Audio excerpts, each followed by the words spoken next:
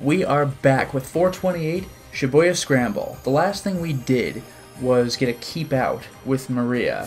Meanwhile, Minorikawa has like an inevitable bad end unless something is done. Although I'm curious. Yeah, no, just too bad. So we are left with Kano. Achi completed his section. And Osawa. So, first vote of the day. Who am I going to play as first? Kano or Osawa? It looks like there's going to be a sort of spider web's worth of interactions this time among characters. So how's this going to work? Osawa or Kano? We haven't even started either of their stories in this 3 o'clock to 4 o'clock block, so who knows what's going to happen next. We know that Osawa called Minorikawa up to research something, but we didn't exactly do that as Minorikawa, but then we never got the chance. We gotta do something about not getting Yanagishita time up, I guess. I don't know. In any case, we have 2 votes for Kano. Does anybody else wish to weigh in? Because if not, then I'll just jump right in.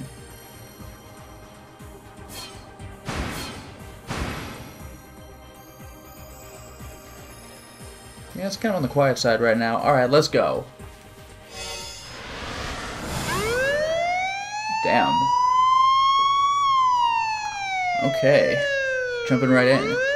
Kano practically died from the car when it arrived on the scene in Murayama.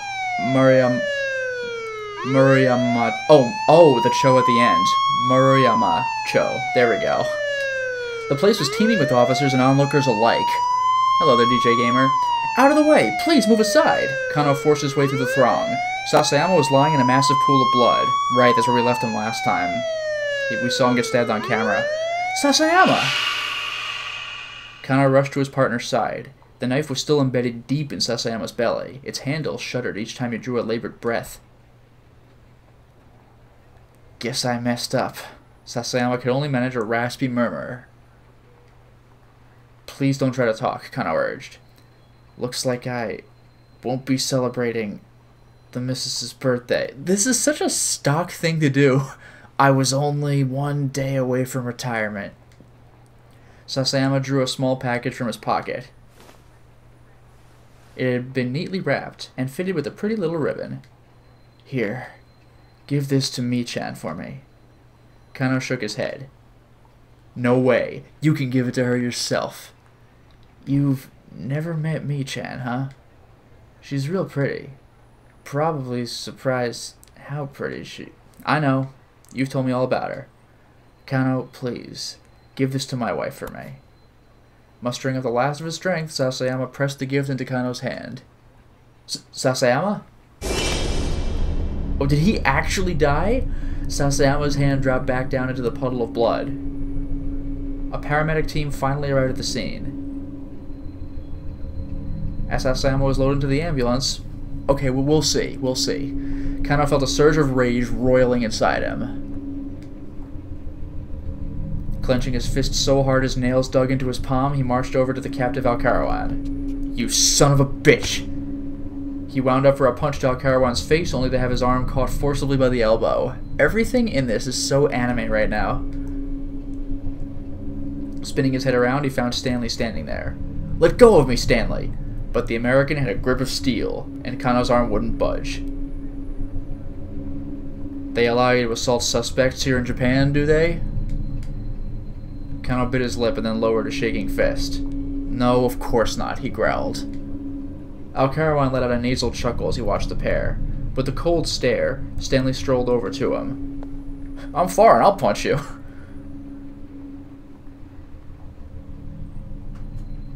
He leaned in close to whisper something, and all at once the blood drained from Alcarawan's face. What? Visibly shaken, Alcarawan said something back to Stanley. Stanley gave a slight nod, then left the captive with a police escort. Kano went over to him. Hey, what was that all about? Apparently, Alcarawan gave Hitomi some instructions.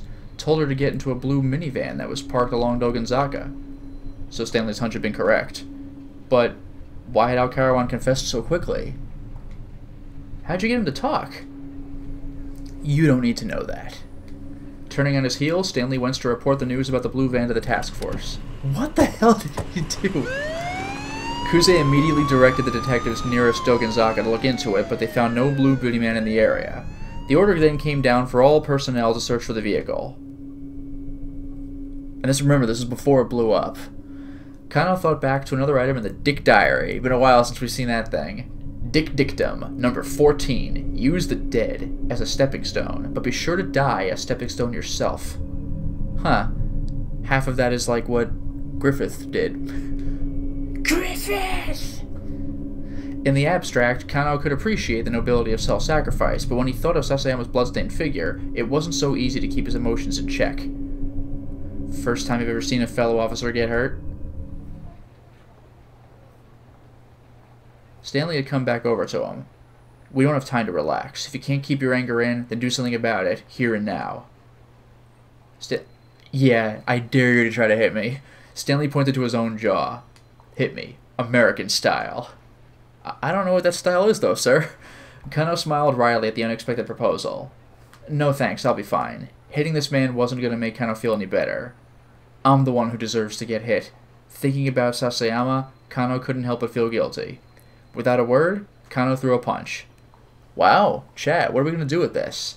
I bet that Stanley doesn't just let us hit him, but either way, we'll see what happens, I guess. So what do you want? A, just no. B, no and I feel guilty. C, we do as Stanley asks and duff him. I'm actually quite curious to see what people choose for this one. Stanley is all kinds of, like, aloof, but I like the guy. We have a vote for C. We have another vote for C. We have another vote for C. Hello there, Galleon. Fucking obviously. Let's not be rude and turn down the request. Alright. Really? Stanley soaked up the rage-fueled blow, his face a mask of calm. Kano felt all the more miserable in the face of such unflinching resolve. If I weren't such a bumbling clod, Sasayama would never have. So Stanley just took it. Just did nothing. Hey, don't blame yourself, Stanley said. You guys have been doing better than I expected. More sarcasm, huh? Stanley's mouth curled up sheepishly and he held his hands wide. Kuse's voice suddenly cut in over the wireless. We've located the blue minivan! Hey there, Winterburn. We've located the blue minivan. It's in Jinan Wanchome on Koendori. They told me it might be there. And maybe the kidnapper's ringleader would turn up too. On pure reflex, Kano broke into a run. Stanley followed close behind.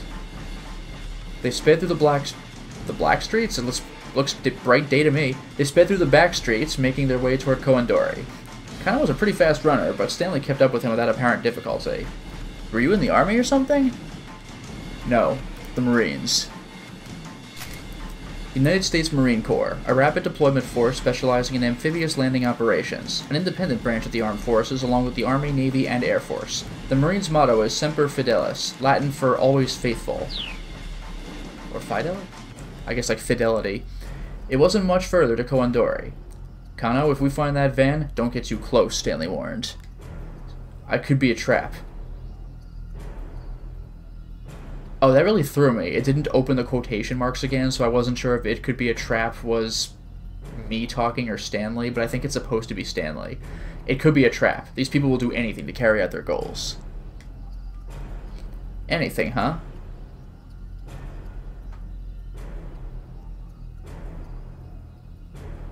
Kano could sense the truth of Stanley's words.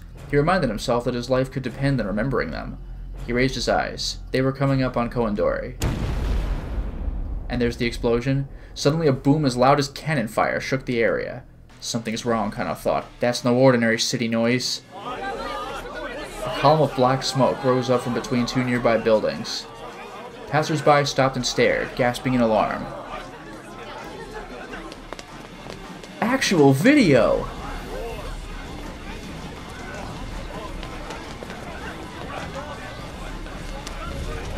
To see Kano and Stanley move. Incredible. Even Stanley's put off.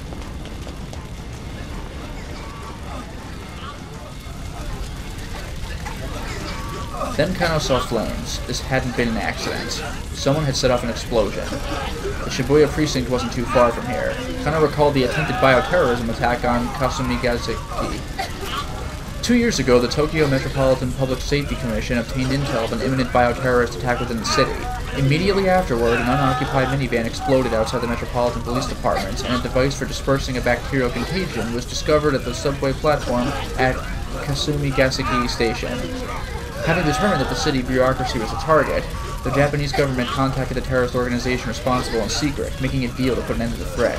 Damn. That incident had begun with a van exploding outside of the Tokyo MPD station. Already a large crowd of onlookers was gathering. Shouts rose up as they took in the scene. What's going on? What happened? That car's on fire! Kano called into HQ and then quickly slipped around to the back of the burning vehicle. It was a minivan. Right, Achi couldn't make this out. Peering at the flaming chassis, he could see that there was someone inside. Oh no. Could that be Hitomi? Once they had their hands on the antiviral, the criminals would have no further use for Hitomi Osawa. Already the body had been charred to ash. At this point, it was hardly recognizable as human anymore. So who the hell was that? Another keep out? Damn. Okay. I guess we're playing Osawa now. Jeez.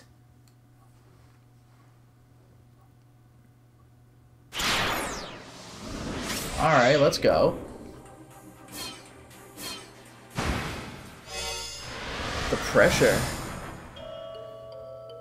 I've never truly trusted anyone, not on a fundamental level.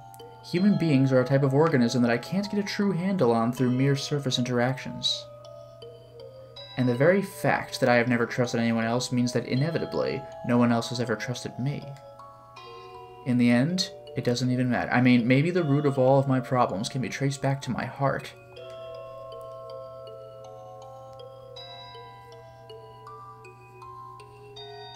As he waited for Minorikawa to contact him, Osawa thought about his current crisis. Hello there, Dehypnus. Assuming Tanaka was behind the kidnapping, then he must have accomplices. And these criminals had mistakenly abducted Maria in their attempts to get at the antiviral drug that was in Hitomi's blood. Maria and Hitomi were fraternal twins, but they looked similar enough to be mistaken for identical twins. Still, Tanaka would never confuse the two. The mix-up must have been made by some criminal who didn't know Maria or Hitomi personally. Insisting that Hitomi bring the ransom to the train station was obviously their solution. It had set her up for a second abduction. But piecing together this much of the kidnapper's plan only raised a different question. Why had Tanaka shown him those emails from Hitomi? Wouldn't the criminals want to keep information like that hidden? The more Osawa thought about things, the less they made sense. Just who are my true allies, and who are my foes? Mr. Osawa, a delivery has arrived for you. It was Kajiwara at the study door. Come in.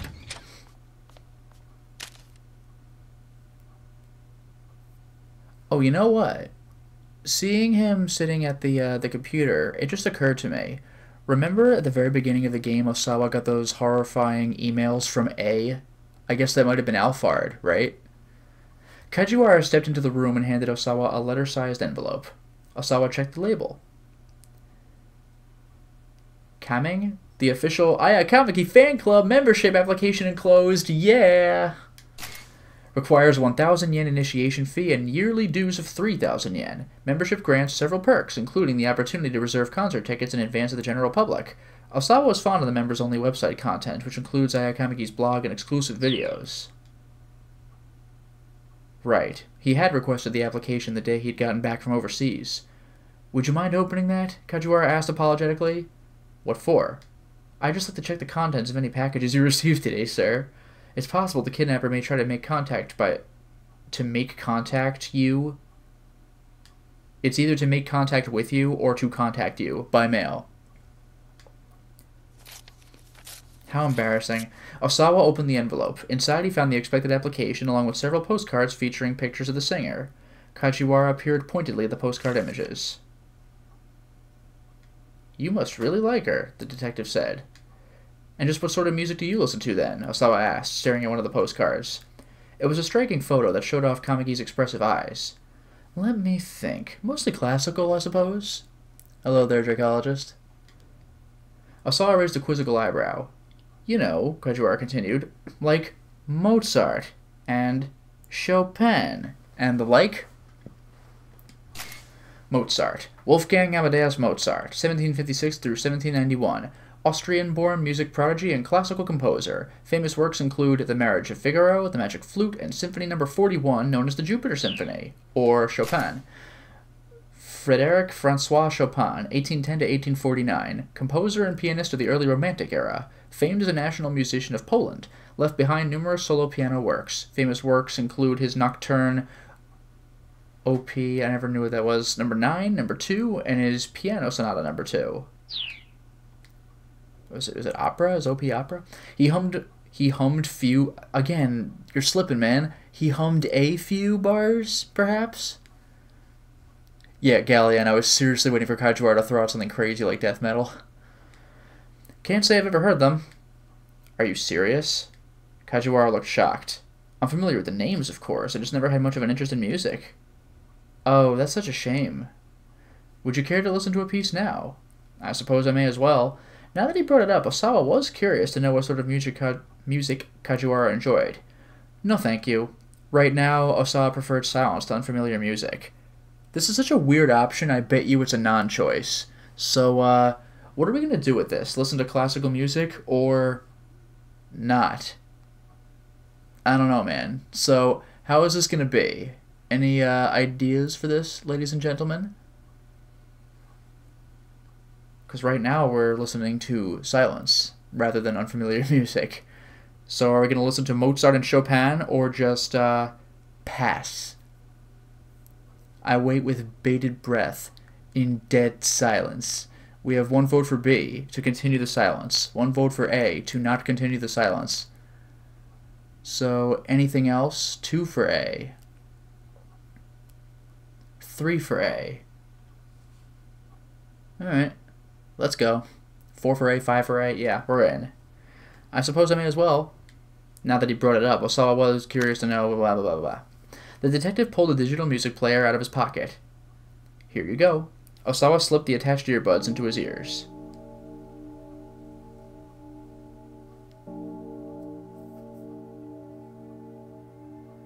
He heard a flow of quiet strings that was soon joined by bowls, dramatic horns. As the piece continued, it grew more profound and complex, and Osawa could feel his spirit calming. He took a deep breath, then expelled it through his nostrils. It felt as if the toxic gloom that had filled him was departing with the air. Before he knew it, nearly 10 minutes had passed. What do you think? It's quite nice. The theme of this piece is, Kajiwara paused for a moment in thought. Well, it's about how erudition can be boorishness. Sure. So, what is that, like scholarly book smarts can be boorish? Accumulated knowledge. The term often connotes an advanced and or esoteric understanding. I mean, fair enough. Erudite is somewhat of an esoteric word. Displaying a moderate amount can impress others, but pompously flaunting it is bound to put them off. Fair enough. Thank you. If I hadn't met you, I'd never have discovered this piece. He spoke the words unthinkingly, with unaccustomed frankness. Was this the power of music, then? I'm very happy to hear that, sir. Now, about these pixels. Osawa gazed back at one of the postcards as he let himself be drawn back into the music. Aya was scooping up handfuls of mystical blue sand. The grains dripped down from her fingertips. I feel like I could be in this photo here, Osawa muttered. Like I've lived my life, letting so many things slip through my fingers. Kajiwara thought for a moment before responding. I think anyone who's worked hard to accomplish something, and focused for a long time on that one thing, is susceptible to those kinds of feelings. Accomplishing music means getting results. Or accomplishing music. Accomplishing something in general means getting results. That's not where my problem is. Osawa removed the headphones and gave back the music player. You told me not to hide things from you, right? Kajiwara nodded silently. Well, then allow me to speak frankly. Leaning back heavily in his chair, Osawa took another deep, slow breath.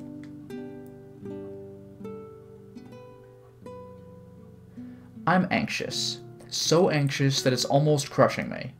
Well, given the circumstances, sir, that's completely No, Osawa spoke up before Kajiwara could finish. It's not that. It's not that at all. He shook his head vigorously. If the worst should happen to my daughter, how am I going to feel, I wonder? I'm not a man with a wide range of emotions. My heart is always cold, somehow. And the truth is, I've wanted it to be that way. Which is why, if I do lose my daughter, my heart might remain unmoved. I may not even be able to feel a father's sorrow. That's what I'm anxious about. He felt his emotions twist inside him in a way that was utterly confusing. For perhaps the first time in his life, he realized how fickle a thing the human heart could be. It's all right, sir. Kajiwara flashed him a carefree smile. What's all right? People who really have cold hearts don't worry about that sort of thing. The detective held out his music player again. Here, I'd like you to have this. Please, give it another listen if you'd like. I think it might help you calm your nerves. Osawa took the offered device. He had dared to open up to Kajiwara just a little, and to his own surprise, he felt grateful for it. And how about one of these as well? Yes, the detective produced a banana from his pocket. I'm fine, thanks. Are you sure? I'm sure. Oh, all right. I guess I'll take it. So A, we say no, and B is for banana, baby. I actually really have no idea where this particular option is going to go. So do we accept Kajiwara's generous banana? I do like, though, that the picture is just like, no. But, yeah, how is this going to go? This is the most critical choice in the game, ladies and gentlemen. Banana or no banana. Yeah, for real, Beta Brain, I actually was wondering if Kajiwara's music player was going to have, like, a message or something. We have 2 votes for banana. But do we have any other votes? Boats. B for banana acceptance.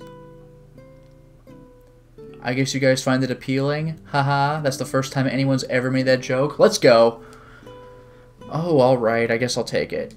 Osawa spoke irritably, then his expression softened a little. You know, you've been getting on my nerves all day. Really? And here I thought I'd been doing what I could do to soothe your spirits, Mr. Osawa. It's actually been a real long time since I've yelled at anyone quite so much. As the words left his lips, Osawa found himself thinking back to one particular rainy day.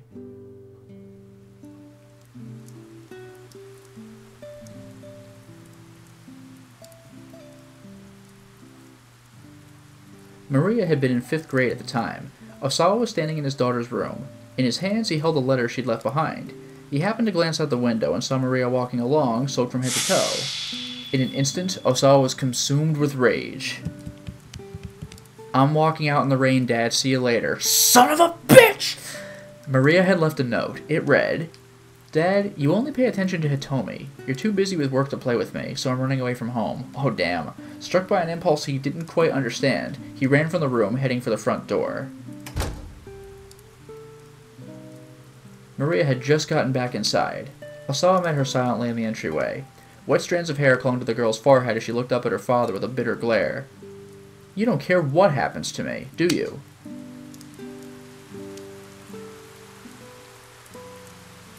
Impulsively, he slapped her face. Maria's cheek turned red and tears welled up in her eyes. Osawa's anger transformed abruptly into guilt. Wait, whoa, what? He gazed down at the palm of his hand and saw a tiny spot of blood. Damn, dude. He was shocked by the recognition of what he'd just done. And then he was afraid. Afraid that his daughter could bring such raw emotion out of him and make him do something so thoughtless.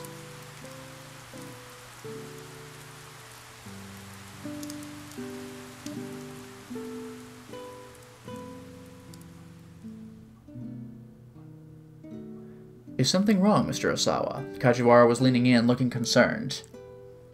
Osawa came back into the moment with a start, and realized he had buried his face in his hands. No, he muttered, looking up. Just getting angry, yelling at people. I'm not good with that sort of thing. I don't like it. He picked up the music player and fidgeted with the earbuds as he spoke. Well, getting angry and yelling at people, I don't think there's anything wrong with that. I think that's just human. it's human to do those kinds of things? I often said that he was cold and mechanical. Her sarcasm only underlined a fact he'd always lived with, that he didn't know how to conduct himself like a human being. Yeah. Osawa's in the Lotus Prince pose. I didn't even think about that. It's so corny. If you get angry, you show it, Kajiwara said. If you get sad, you show it. It's human nature to let other people know how we're feeling after all. But what if doing that hurts the other person? That's when you apologize, sir. Ah. It occurred to Osawa that he'd never tried to tell anyone how he felt before. He'd never felt the need to. And yet, right now, he suddenly felt that, if his daughters were to appear before him, he might blurt out everything he'd ever left unsaid. It was a terrifying thought. Whoa. Darling? I opened the door and stepped into the room. The detectives are asking for you. It seems there's been a development. We'll be right there. Osawa and Kajiwara hurried out of the room. Wait, now what do I do? How do I game? What is even? Oh yeah, that's right, I have a jump. I totally forgot. Unless I already did the jump. Well. Okay. Does anything matter? Keep out, bad end.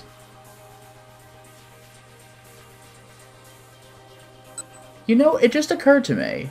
We caught up to Yanagishita, but should I have not caught up to him?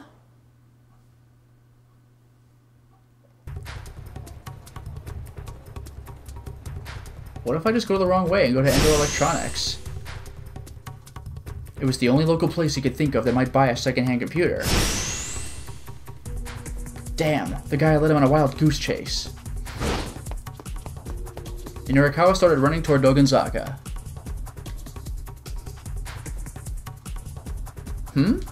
As he approached the scramble outside the station, he caught sight of a skinny figure disappearing into the throng along Center Guy. A suit with deep bluish stripes? There was only one man he knew who dressed like that, but why was he headed down Center Guy and not toward Dogonzaka? Oh, now he remembered. There was a second-hand knick-knack shop. Oh, man. Alright. Yeah, we buy computers. Well, yeah, Fakafun, I'll look for jumps, I guess.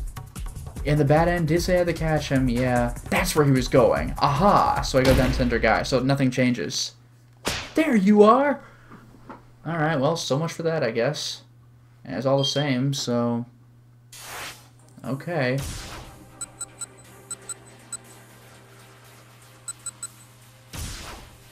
Osawa's almost at the ends, too. Okay, here's a jump we hadn't done. That's the thing. Alright.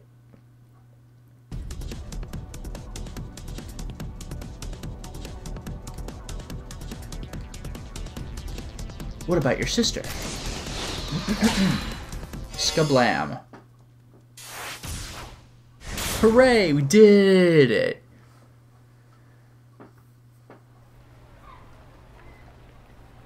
Eventually, I muster up the energy to start walking around town, heading nowhere in particular.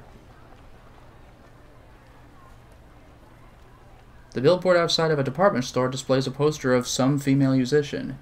Hello there, Annexer. She must be pretty popular because lots of passersby stop to take a good look. This game uses passersby a lot. Am I just imagining things? I feel like I saw the same poster somewhere very recently. Oh, that's pretty good.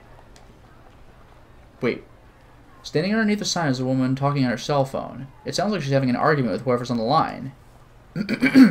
I don't want to be nosy, so I just pass on by. Okay. As I come out onto Koendori, I gradually come to a halt. I'm a little tired from all this aimless wandering around. I let my gaze stray along the street as I consider my next move. Then I catch sight of a blue minivan parked across the street. Oh! Suddenly my heart starts pounding.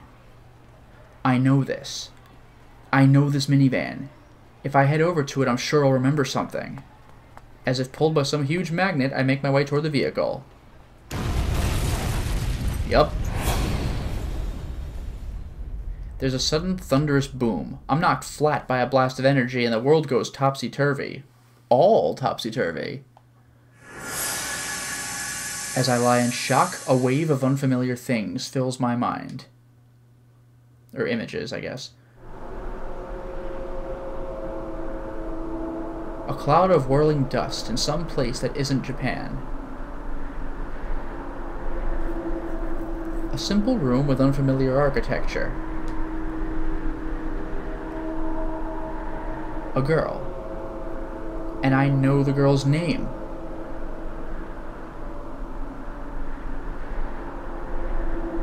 Her name is...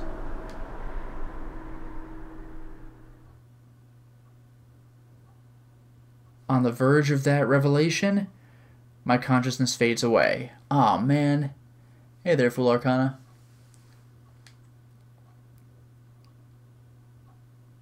Wait, that was a bad end? Really? Maria arrived in Koandori just in time to get caught in the minivan explosion. If she's going to avoid this fate, she needs to stay away from that vehicle. Someone else's actions can ensure that Hana Toyama crosses paths with her again. Then Maria will talk to her and avoid the minivan. Wow, so I actually have to go back to Achi. So Achi was able to make it to the to be continued screen, but we can apparently still deal with other people's lives. Wham. So we're not gonna send Hana over to the stationery store. I guess we're just gonna leap to one side and ignore her. He managed to avoid crashing into her by taking a tumble himself, but the girl was still definitely a bit shocked. Hello there, Ramon. Sorry about that, Achi said. Are you alright? But the girl didn't answer, or even meet Achi's eye. She just looked around as if in a daze. Was she waiting on someone, maybe? Odd kid, Achi thought. Hope she's okay. Done. Once more, Achi and Hitomi set off running. That's that. Alright, that's it. Back to Maria. Whoops, look at that. I can advance now.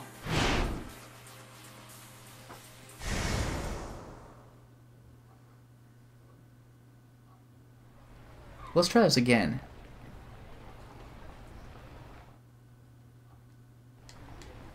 I can't skip past this poster. Musician. Oh, and she's just there. That's crazy. I catch sight of little Hana in front of the billboard. She's showing something to a woman there. Some colorful sheets of paper. The ones that we did not knock over. The woman looks a lot like the musician in the poster. Oh my god, Osawa will lose his damn mind if he knew about this.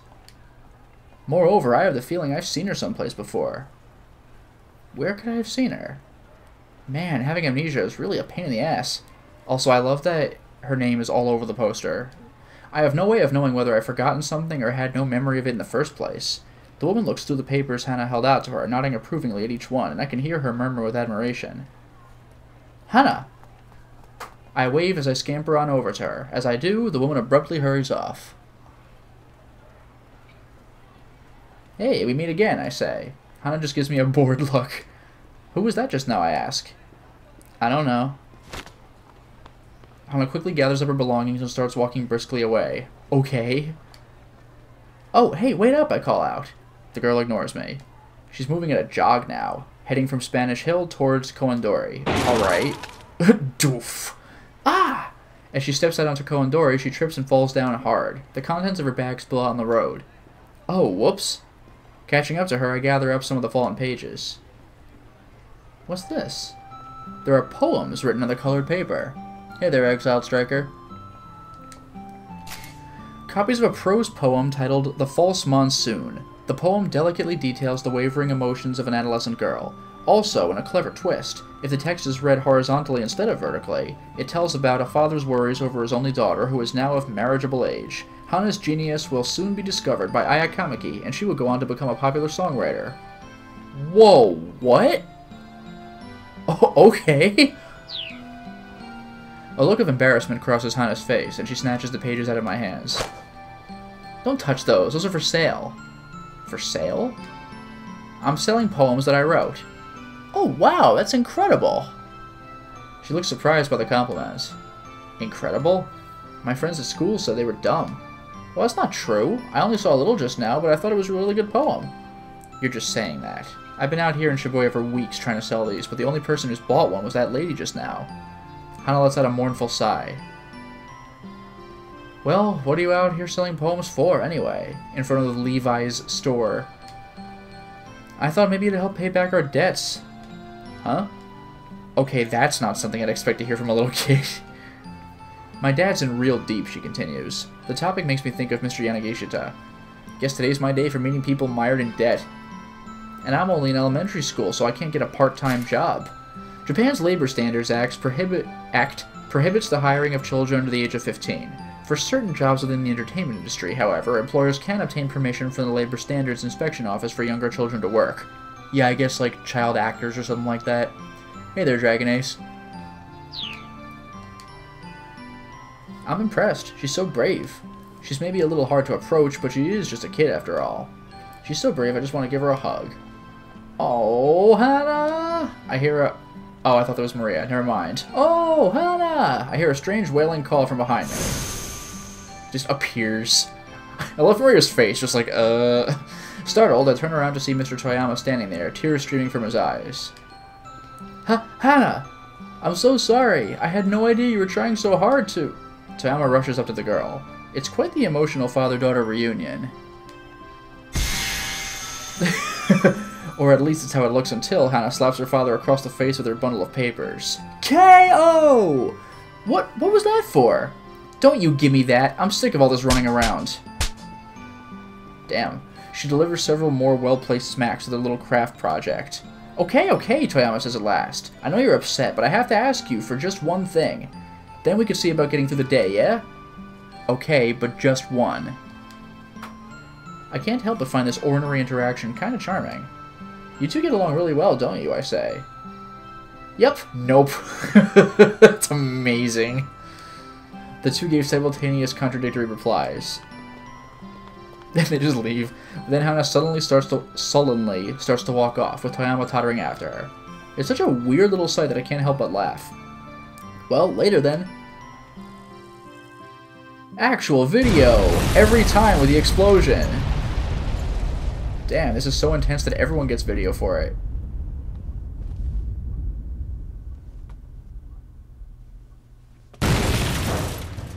Oh yeah, the roof fell off. Or flew off.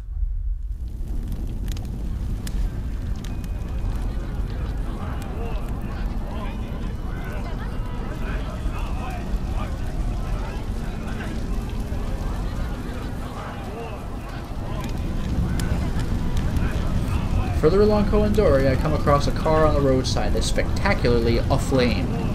A group of onlookers surrounds it, in a confused uproar. It seems almost unreal, like I'm looking at a set for a TV show or something. Or a video game for the Wii and now the PS4. I stand there staring into the flames. Huh? What's that? I can see something.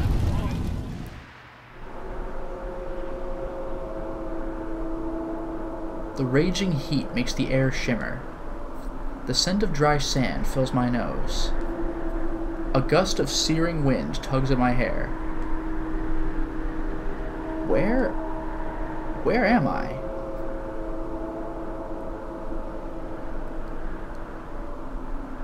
Decaying roads, decaying houses, a decaying city.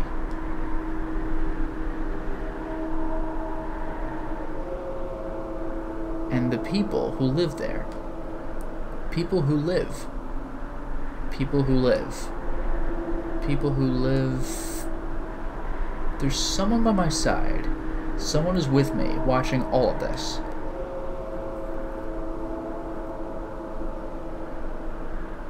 It's a girl. The person with me is a girl slightly younger than me. Than I, but no one talks like that. She says something to me. Ana ismi.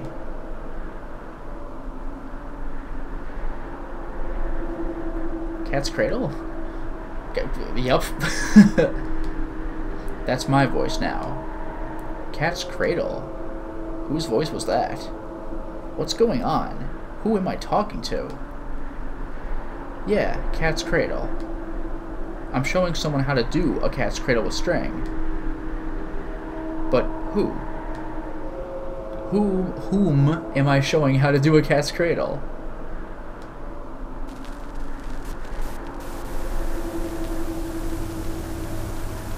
Oh, here we go, Kaden.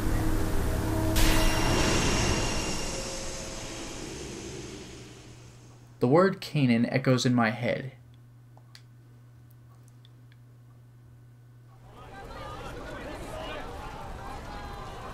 Kanan? I utter the name aloud. The images floating through my mind are beginning to break up and vanish. And remember, Kanan, by the way, is right here. Hitomi was also here. Like, everyone was here at the explosion, so, like, how unfortunate that they didn't just meet right here. But I feel like, for a brief moment at least, I'd caught hold of the edges of some of my lost memories. That's right, Kanan. As soon as I say it, I'm filled with a powerful sense of duty. There's something I'm responsible for, something that I needed to do. And if I don't, this Kanan person is going to be in grave danger. Calm down, just calm down. I'm pleading with myself now, fighting the impulse to take off running. If I did, where would I go? I have no idea what my destination or my goal even is. Please, please remember something. Please, please. I gaze out at the flames, practically praying now. Don't move. Are you freaking kidding me? A voice hisses in my ear and I feel something hard press against my back. In front of Denny's. I don't need to turn around to recognize whose voice it is. I thought you said you didn't have any business with... I did a little thinking, says the man with the cane, slowly. About how I might lure out Hitomi Osawa, see? Unbelievable, because she is right here. I'm going to use you as bait. How ironic. That was like the entire plan in the first place. Beta Brand, no, we already know Kanan's not in the truck because she was knocked down along with Hitomi when we were playing as Achi. So there's the to be continued.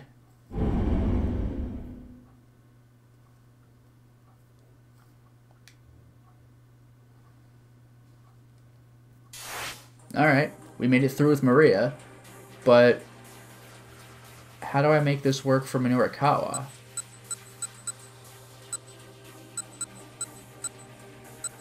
This was the previous hour?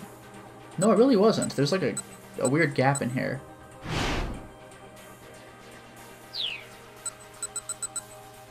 I don't know. Minurikawa is still destined for that bad end. That doesn't do anything for us. What if I do Maria's other option? That's the wrong hour, though. Yeah, what if I try Maria's other option?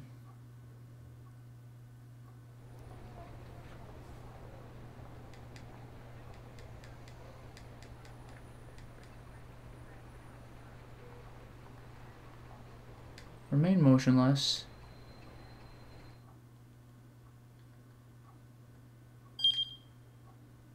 So we do that. Does that affect anything? Oh no, that's right. I took her to a bad end. I can't even do that. Damn. Well, that's no good. Never mind. Hey there, Jay. Hey there, Katsith.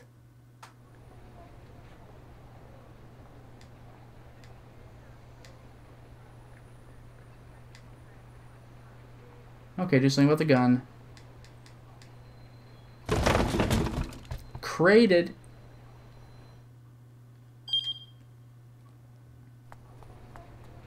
Okay, there, we've saved. Okay, so Maria makes it to the end, Achi made it to the end, but we have keep outs with Kano and Minurikawa. Like, what do I do? Minurikawa's only other option is the sales demo venue, but then we'll probably see him anyway. Maybe he was planning to find some more customers and auction the laptop off to them. Damn. Oh, it's the same picture. before he got there. Aha! He sees the knick-knack shop. So, alright. It all comes back to the knick-knack shop. Alright, let's save that. Hello there, Nathan. You're the idiot buster! Alright, so, how do I make this work? The bad end is at 15:30. Could I do the other thing with Osawa? Could I just not listen to the music? It seems like I probably should listen to the music. But what if we don't? I see. How about something like this, then? The detective pulled a digital music player. Here you go. Dubiously, he slipped the attached earbuds. Is it just the same thing?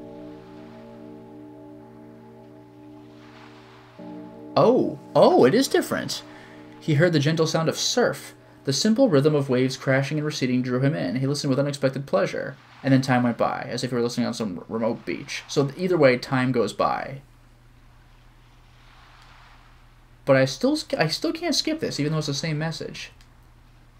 It's quite nice. I listen to this a lot when I can't sleep. Even Kajiwara's voice sounded somewhat soothing to Osawa now. Thank you, detective. I'd forgotten what it was like to feel this way. Oh, and we're being frank. I'm happy to hear that. But it looks like we were doing the same thing anyway. And it was still 10 minutes that passed. So, like... Again, I can't skip this, implying that something different might happen, but I don't know what that would be. It looks like we're still going the same way. No, now I can skip, so it really didn't matter.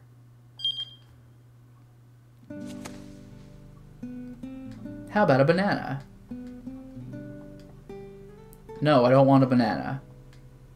He spoke firmly, but then his expression softened a little. And then me getting on my nerves. But again, I can't skip this. And we go back to the flashback. So it looks like it doesn't make much of a difference.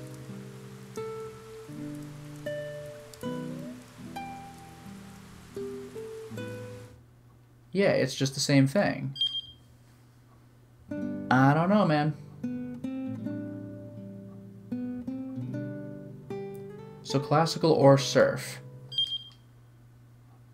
But that's like... Those are Osawa's options. That is all I can do. So how do I prevent Yanagishita from being tied up? Like there's this gap here. There's gotta be something I can do with this. Is there another skip I can do? Like where is there like another jump? This is the jump I already did.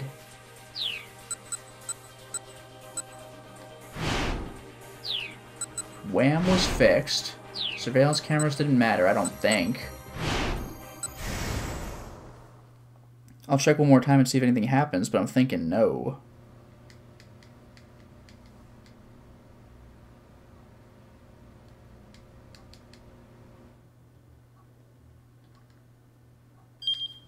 Alright, we go to that.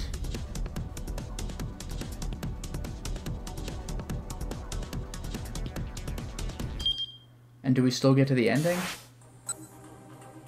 We do.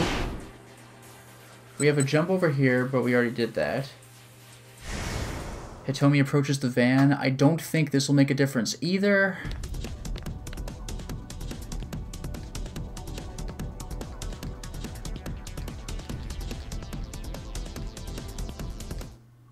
Yeah, it doesn't matter. Doesn't matter. Wasn't Yanagishita with Minorukawa in the screenshot? Maybe something with him?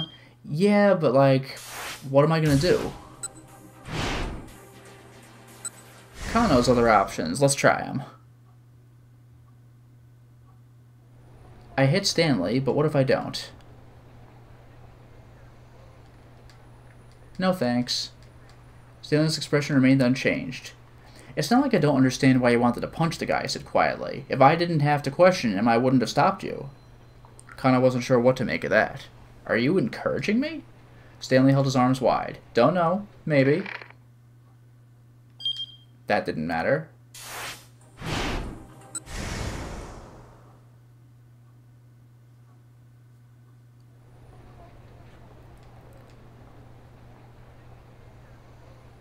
I'm the one who deserves to get hit. Don't blame yourself. You've been doing better than I expected. Sarcasm. Doesn't matter. So Minorikawa reaches his bad end here. This didn't matter.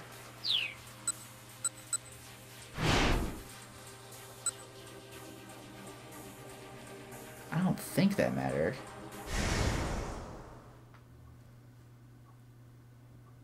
I prefer when you punched him.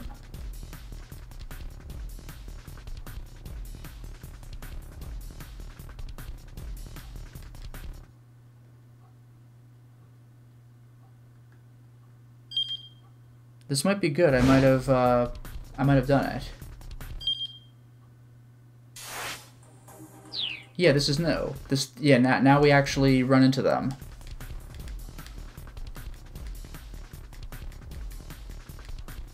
Maybe he knows how to SOS. Oh wait, no, I can't do this because that gets Achi killed though, doesn't it? Yeah, whoops, I can't do that. Awkward. I blew it.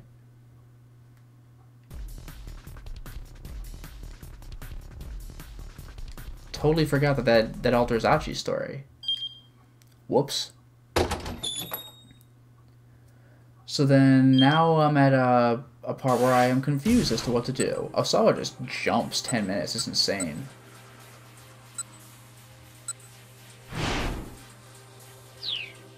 But that was the end of the previous hour. We're just starting here? Oh, there's this whole gap of nothing. What am I missing here? Wham, you gotta do that option. Surveillance cameras don't appear to matter. Jump to Maria. Jump to that guy. Oh, that's right. Didn't I look at this jump and I wasn't able to do it? Maybe now I can?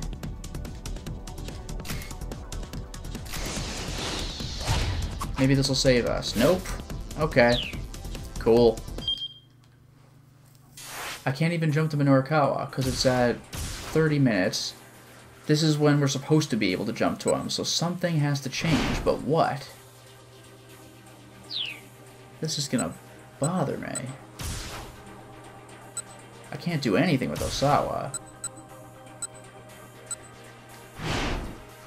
And Maria only has one option, and then everything else just kind of goes. So clearly I'm missing something, I just don't know what. It's at the half-hour mark.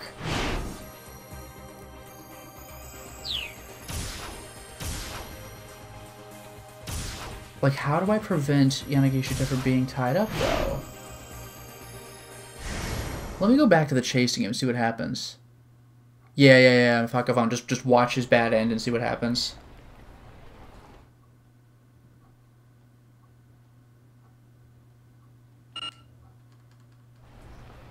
I guess I just have to scroll through the text and die, so let's see what happens. Looked around the area, we'll see what happens. Wait, can I change Minorikawa to go to the theater? No, because that goes into Achi's bad end. Unless you're saying to jump into him with Achi's story while going to the bad end, but I don't think I could even get that opportunity.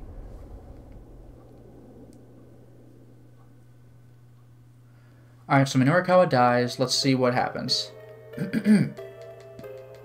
Fiery Blast.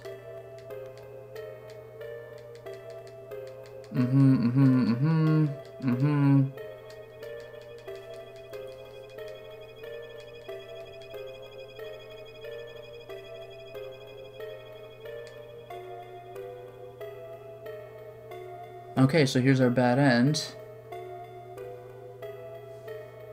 So, what am I supposed to do? If Yanagishita hadn't run when he did, if the MMA fighter comes into the shop, how do I get that to happen? Because I could have sworn it was something when Maria, like Maria's the one who meets Miku. But I don't see any options here is my problem.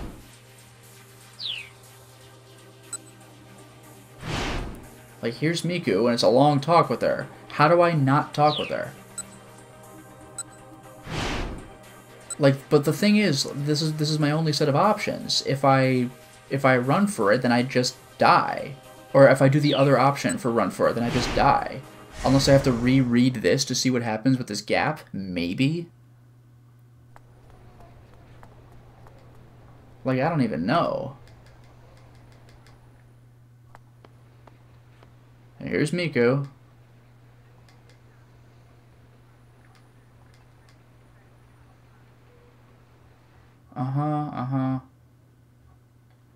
Yeah, and whoops, by now 15 minutes have gone by. Like, how do I avoid this? How do I prevent this talk from happening? Well, yeah, maybe don't meet her, but, like, I can't do that. Like, I don't think I have another option.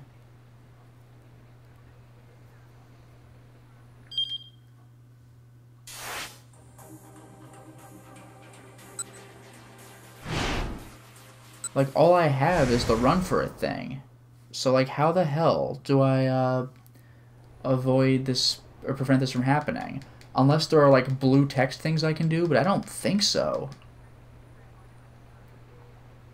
I do something about the gun. I make a run for it. Go.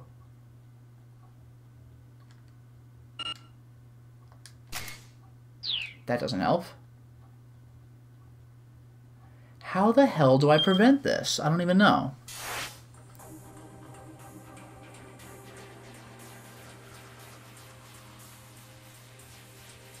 Well, Beta Brain, if I don't die, but, like, apparently I still lead to a bad end, though.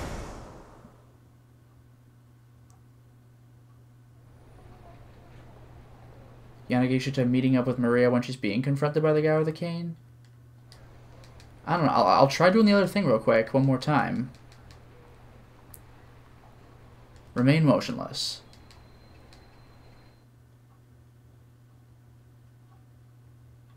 Alright, let's do that save point.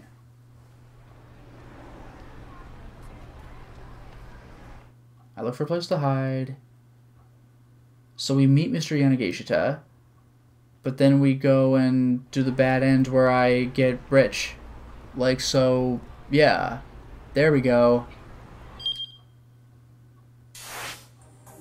Like, bad end. Too bad.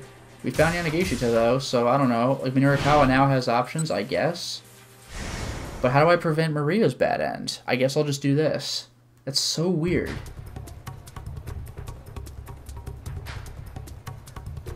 Let's just go straight to the knick-knack shop.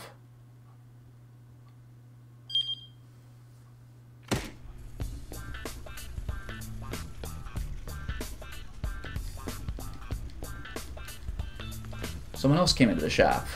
Yanagishita lit up when he saw who it was. Oh my... Okay, here we go. Now we're advancing, even though it leads to Maria's bad end, so I'm confused. Oh my angel. Whatever is my darling Miku doing here?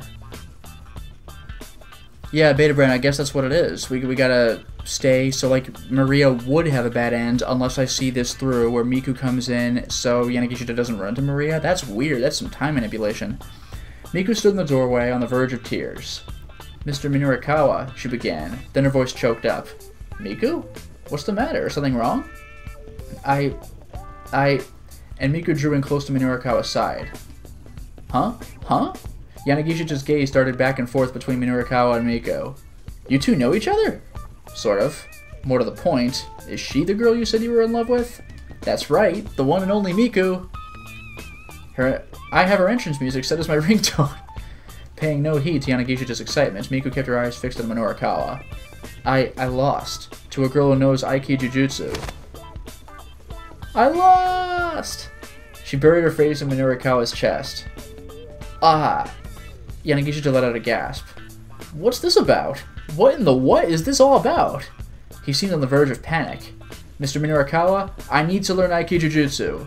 I feel so ashamed. She buried her face even deeper into Minurikawa's chest. That's so unfair! Anime! With tears in his eyes, Yanagishita darted out of the door. Minurikawa glared after the pathetic fellow as he scampered off. The guy sure knows how to take advantage of a bad situation, I'll give him that, he murmured. I can't let him get away. I'm gonna catch him and hand him over to the police. Anyhow, I'm just glad I got my partner back. So which option should we choose, ladies and gentlemen? A, more Yanagishita hijinks, or B, nah, to hell with it. I get the feeling that we're supposed to let him go, so he'll run into Maria somehow. But what would you like me to do for this one, ladies and gentlemen? Is Miku actually Minorikawa's reporter friend? No, that would be Chiaki. So, yeah, A, more Yanagishita, or B, less Yanagishita. B, for goodness sake. So that's 1 vote for B. 2 for B, 3 for B, 4 for B. Alright, let's go. Hey there, insane buffoon. Ordinarily, he'd be inclined to pursue Yanagishita and subject him to a tirade, at the very least, but there was no time for that now. We get that wipe. He explained the situation to the shopkeeper, who flashed a sympathetic smile. Ah, is that so? Lucky for you, he screwed up then. Much as I'm happy to do business, I just can't buy a computer that doesn't come with its accessories. So you'd have bought it from him if he'd had the accessories? Of course. Stolen or not, it's all the same once I've sold it. The shopkeeper chuckled unapologetically. I suppose that's true. Minorikawa laughed along with them. Yeah, all the same. Like hell it is, he roared. The shopkeeper froze like a startled rabbit. I bet everything you had for sale here has been stolen, hasn't it? Don't be ridiculous. I'll warn you up front, there's no use hiding things from me. I've interviewed you after all, I know you. Is that why the shopkeeper's always nervous? Because he sells stolen goods? The shopkeeper is getting more and more flustered. Well, I mean, look, this is just between you and me, okay? Sometimes I go around gathering stuff that people have lost and I sell it here. Oh, so that's what he's been doing the whole game. Hey. But it's not stolen, just repurposed. There's nothing wrong with that, right?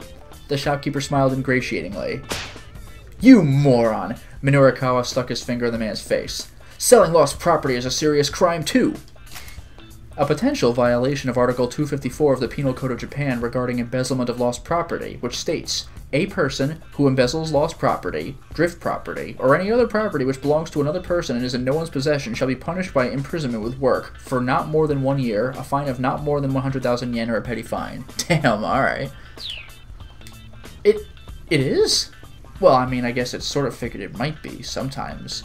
Well, I'm not the police. I'm more into curiosity than legality. In fact, I find this all pretty fascinating. I mean, what sorts of things have you gathered up for sale? Well, let me see. Like this and that and that and that. The man pointed to various items on his shelves. And also this and that and that and that and that, I guess? Minorikawa's eyes were directed all over the shop. Everything the shopkeeper had pointed out had a hefty price tag. And you're actually able to sell things like this, Minorikawa asked? Sure, I can sell stuff. Earlier today, someone bought a big necklace. I listed it for 40,000 yen, but I discounted it down to 30,000. And you could still make a profit even offering discounts? Sure, I mean it was just something I found lying on the ground after all.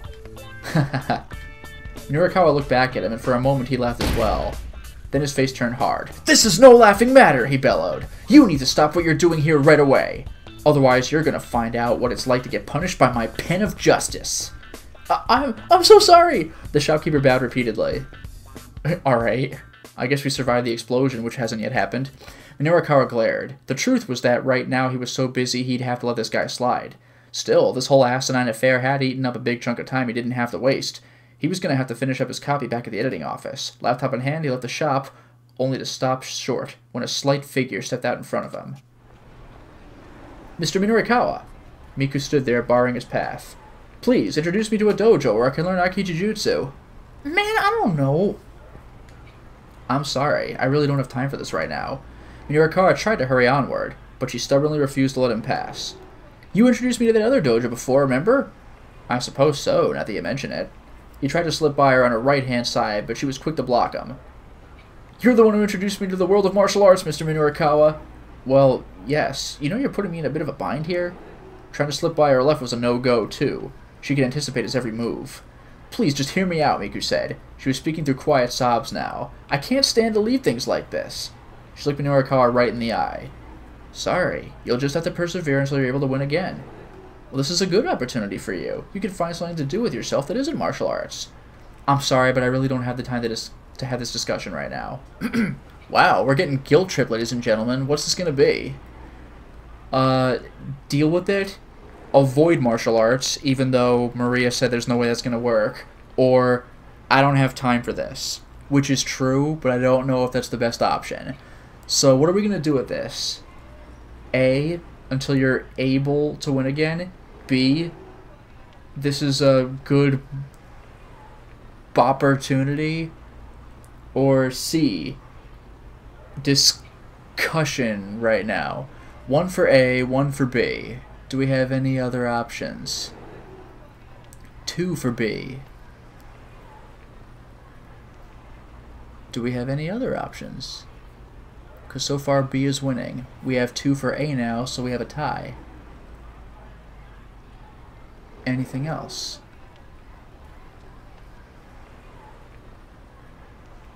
Oh no, so 3 for A, 1 for B, you're changing? 3 for A, 2 for B. Well, it looks like A is slightly winning. Nope, just kidding. It is now 3 and 3. 4 and 3. Hello, Ramon. Minorikawa and women choose the jerkiest choice. Yeah, the first time we did that with Miku, she beat the crap out of us. Alright, now A is winning. Well, no, it's tied again. Whatever, I'm gonna go with A. It's something you need to do yourself. But you were the champion of that one pub, right? Maybe your mistake was thinking that you'd be able to win in an actual for real fight. Miku began to tremble. Oh jeez. You jerk! Miku delivered a blindingly fast slap to Minorikawa's cheek. Why'd you have to put it like that? You're so mean! I blew it. Bursting into tears, Miku ran off. Hey, Miku! She gave no sign she'd heard him and didn't turn around. I blew it. Minorikawa rubbed his cheek. It stung. For once, he actually regretted what he said. Maybe he shouldn't have assumed she'd be willing to just give up her hobby. He did in fact know of several Aikijujutsu dojos. If only he had the time, he could have introduced her easily enough. Checking his watch, he saw that he only had 30 minutes and change until 4 o'clock. There was no more wiggle room at this point. These articles needed to get written, and fast. He needed to get back to the editing department. And yet... Oh, damn it all to hell, I can't get work done like this! Minorikawa broke into a run, but he didn't run for Heaven Publishing. Instead, he went after Miku. Hey, good guy Minorikawa after all! Oh, but that's a keep out. So now I probably can advance the story with Maria. Yep. We got it! Damn, this story is jumping all over the place. Now, I have to just actually go through this at regular speed. Who am I? So we're chilling by the assassin.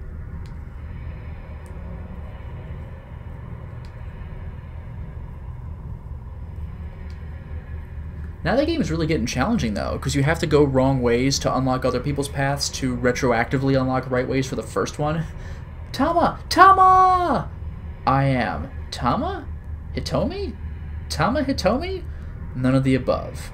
We obviously know that it's none of the above, but what option should I go for? And I really get the feeling that this is going to be a non-choice, but what's it going to be? I could probably use that jump from Achi. Galleon, I've actually already done that. Unless it becomes a thing again. I guess we could see that it comes up again. So yeah, Tama, Hitomi, both, neither. What's it gonna be, ladies and gentlemen? We are Tama. We are not Hitomi. We are Tama Hitomi. So 1 for D, 1 for C. Do we have anyone else who wants to weigh in on this? I bet you this is a non-choice, but we'll find out.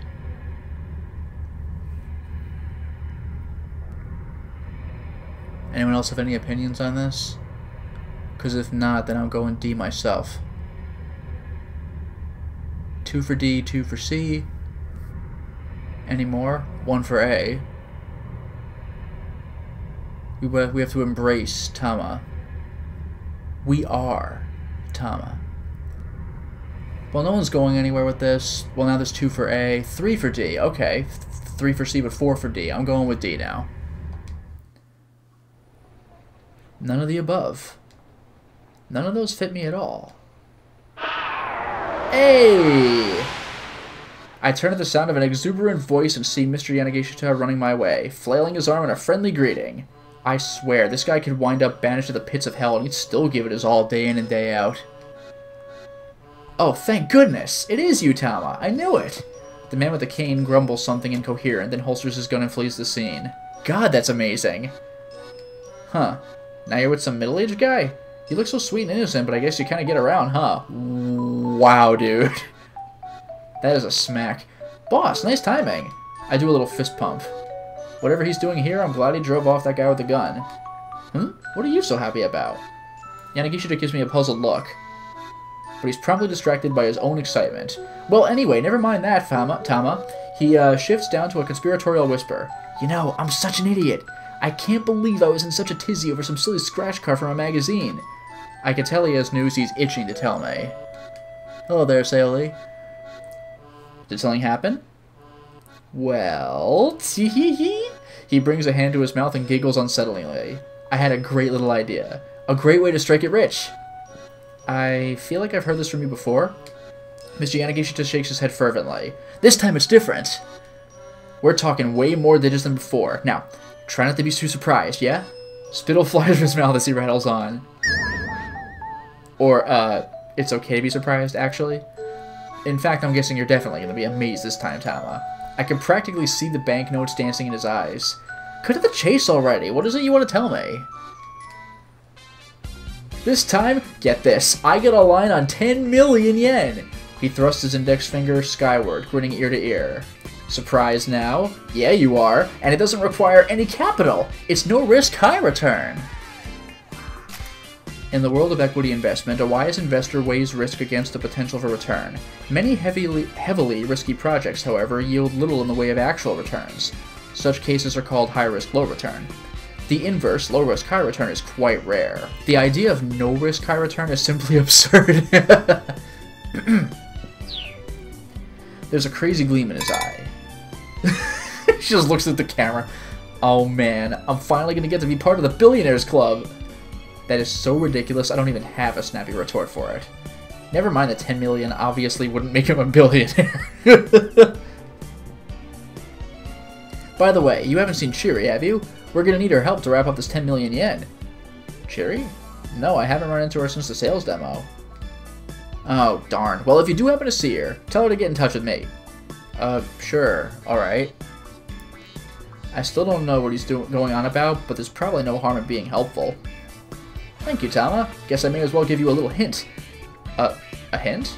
Yeah, a hint. Wanna hear it? Oh, sure. Thank you. No, not particularly. Again, I get the feeling this is a non-choice, because he's just gonna spit it out no matter what. But what would you like? Yes, we want the hint, which has got to be for the iron stomach, or no, we don't even care. So how's this gonna be? Chat. We have... A stands for O, and B stands for, I don't know, no, not particularly. But yeah, I really think this is the iron stomach thing, because that's what brought us into the happy bad end last time. So we have one vote for A. So everyone wants A. I guess that means more Yanagishita, so let's go. Oh, sure. Thank you. Well, then I guess I've got no choice. When you put it that way, I just have to tell you. Mr. Yanagishita clears his throat and proceeds to declaim? In an affected tone. When the mighty stomach triumphs over the endless cavalcade of icebergs, the hero shall be blessed with fame and fortune. This is amazing. Huh? What the heck is that supposed to mean? He looks inordinately amused at my confusion. It's part of a legend. You only need to remember that one verse for now. You're going to bear witness to history. I feel like this guy's right out of some kind of story himself. Anyway, thanks for helping me out with the cheery thing. Adios. We're getting a blue text for adios. Spanish for goodbye. The true meaning is closer to the English farewell. In day-to-day interactions, most Spanish speakers use the word ciao. Adios can carry the connotation that you do not expect to see the addressee again. Really? I did not know that.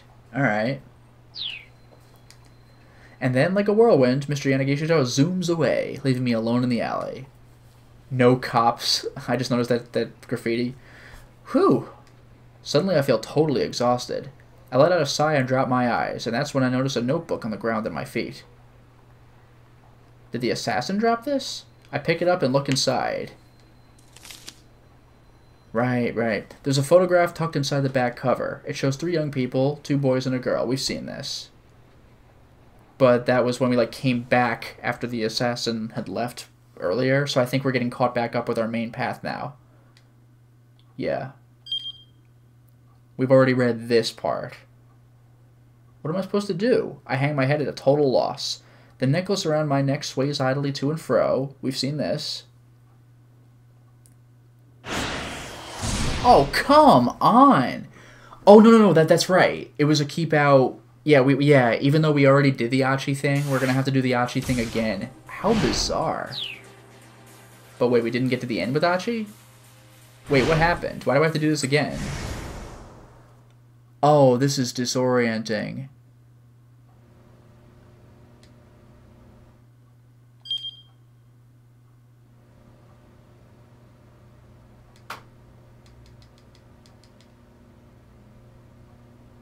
The weirdo rushed into a knick-knack shop on Center Guy, and the man with the coat appeared and followed him? Oh, yeah, we've read this, so it was Yanagishi chasing him. Moments later, the weirdo came rushing back out of the shop and sprinted away again. Ah, this is new stuff, I think. He wove through the narrow alleyways with cat-like alacrity. Achi did his best to keep tabs on him, but the man managed to give him the slip. Wow, Hitomi said. She too had been watching closely. I'm kind of impressed. And this still seems to be the same. We're trying to locate the guy, and even Hitomi was invested in the quest to find the fugitive. Okay. Didn't spot him. We're on the verge of giving up. Yeah, so yeah, we've done this before though. Why are they making me do this? Oh, that's what it is. Now, okay, now we got new stuff. Achi was on the verge of giving up. We got the call. That's what... Wow, everything changed. Even though we made it to be continued, that didn't count. This game is messing with me. Hitomi took out her cell phone. It's an email from Mr. Tana. Found him! Achi shout cut Hitomi off. So are we not going to pick up the phone? The guy was in a back alley off of Center Guy. He was talking with someone. Huh? Is that... Achi blinked a few times as he leaned in closer to the screen. Hitomi? You have to come look at this. Ah, that's my sister! Hitomi brimmed with excitement. For real? I think so. What's she doing in a place like that? And why is she talking to that guy? I'm not sure. Seeing him being a dumbass just on the camera. The monitor showed a cheerful little scene. Looks like they are having fun. Guess since they're twins, they're both into older guys. She felt his mood start to sour. For God's sake. I have to ask you, are you sure she was kidnapped? Yes. At least I sure thought so. And so did the police. Then what's this all about? Should we go and see for ourselves? Guess so. Oh, what about that email? Achi pointed at Hitomi's cell phone. Shouldn't you take a look at that? My sister comes first. That place where she is it far from here? No, not particularly. Are we just not gonna get caught in the explosion or what? We're just not gonna go to the blue van? Achi and Hitomi rushed away from the building, heading for the alley where Maria was talking to the computer thief. Yeah, and now we can jump back to Maria, but I want to see where this goes. It wasn't long before they were closing in on their destination, but as they headed down a narrow side street, a familiar figure suddenly appeared to bar their way. This is just a whole different thing! This is crazy! We actually made it to be continued and it was a false positive! Uh-oh. It's him. Gun in hand, the man with the cane slowly ambled towards them. Achi and Hitomi bolted down a nearby alley. Taking another turn, they reached the alley they'd seen on the cameras. Maria! Hitomi rushed over to her sister, but Maria just stood staring at Hitomi in silence, as if she couldn't process what was going on. Meanwhile, the assassin was still in pursuit. He had turned the corner behind them and was steadily drawing nearer. He pointed his gun at Hitomi's head. Come on, hurry, Achi urged.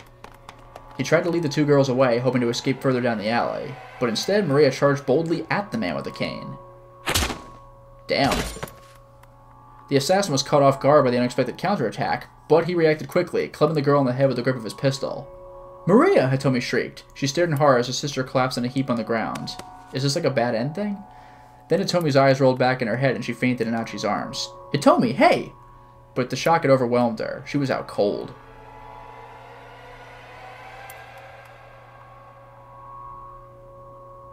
Slowly the assassin lifted his gun again, aiming for Hachi and Hitomi. But wait. If he'd only had Hitomi to protect, Hachi might have been able to pick her up and get away. But he couldn't just leave her sister here.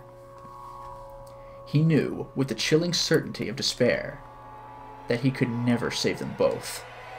Who do I save? A or B? Like, oh, what? Wow, so it's a bad end. This is insane. So I guess we gotta play as Maria? Finding Maria had seemed like such a stroke of luck, but it led to Achi and Hitomi running right across the killer's path. This never would have happened if Achi hadn't gotten distracted with tracking that weirdo on the cameras, if he'd focused on looking for the minivan instead. Damn it! So we gotta do the minivan thing! What a cruel trick! Ah, that's so not cool. That's so not cool. Damn it. Alright. So we're gonna get the phone call, and we're gonna do the story, and get to the continued, so it was correct to be continued after all. Damn. Alright.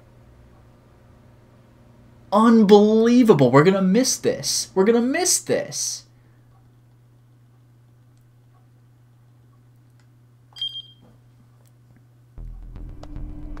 Ah, what a cruel joke. But we have our to be continued. We do. That guy. I'll hold off on that. Let's go to Maria now. Unbelievable.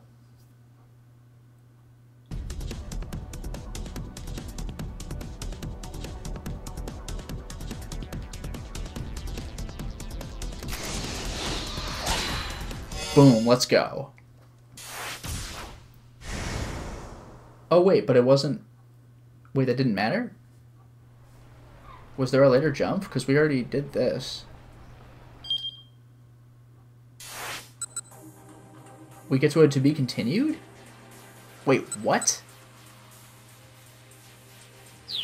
Okay. I guess I'll go back to this. For the fuzzy memories? What?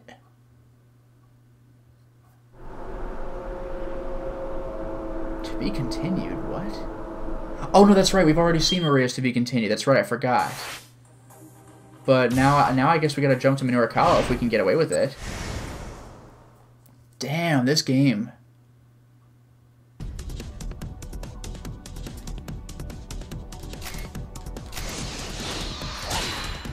Finally! And so we were right to be an asshole and have Miku run off in tears, because now he's running off and chasing her. Perfect! Hitomi, wait! As he ran along Koandori after Miku, Minorikawa heard someone shout out a familiar name. Hitomi? It was a pretty common name. Ordinarily he wouldn't have given it a second thought, but he remembered that one of the Miss Midoriyama winners was named Hitomi Osawa. That made him curious. A moment later, he heard a cell phone ringtone. He immediately recognized it as an Aya Kameki song. His reporter's instincts tingled. He stopped to take a look around, and one young woman caught his eye almost immediately. Okay! And there's Hitomi. He couldn't assume that any pretty girl he saw was Miss Midoriyama. After all, it'd be a little too convenient if he just so happened to run into her now. Still, it didn't cost him anything to ask, "Are you Hitomi Osawa?" He might as well at least check. But to his own surprise, he hesitated in embarrassment. He'd never been too embarrassed to ask a question before. He didn't get a chance to contemplate that realization. Video time? And now we get Midoriyama's... Or not Midoriyama, I was just reading the Miss Midoriyama contest. We get Minorikawa's video. Yo, this game is ridiculous. Are we not doing video? A massive fiery blast knocked him from his feet. A deafening roar set his head throbbing. What was that? What's going on? He lay in a daze on the ground, trying to wrap his mind around what had just happened. Oh, no, it's not quite video. Behind him, there was a minivan fiercely ablaze. A minivan. An explosion. The first thing to pop into his mind was the attempted bioterrorist attack on Kasumigaseki 2 years earlier. An unoccupied minivan had exploded outside an MPD station, and afterward, a device meant to scatter a dangerous biological agent had been discovered near the subway. In the end, no one had been harmed, but there were rumors that the government had paid a terrorist organization a hefty sum to keep it that way. I like how the blue text confirms that. Right now, Minorikawa was a stone's throw from the Shibuya precinct. Could this be a repeat of the Kasumigaseki attack? The entire area was in an uproar. People were running around in panic. Minorikawa could see several injured people lying on the ground, unmoving. And yet, despite the gravity of the situation, numerous onlookers were casually taking photos with their cell phones. Minorikawa got to his feet, then went to try to get everyone away from the scene of the explosion. Hey, you guys, get back! There could be another bomb! Minorikawa looked around as he pushed back the crowd. He was getting a strong whiff of the scoop.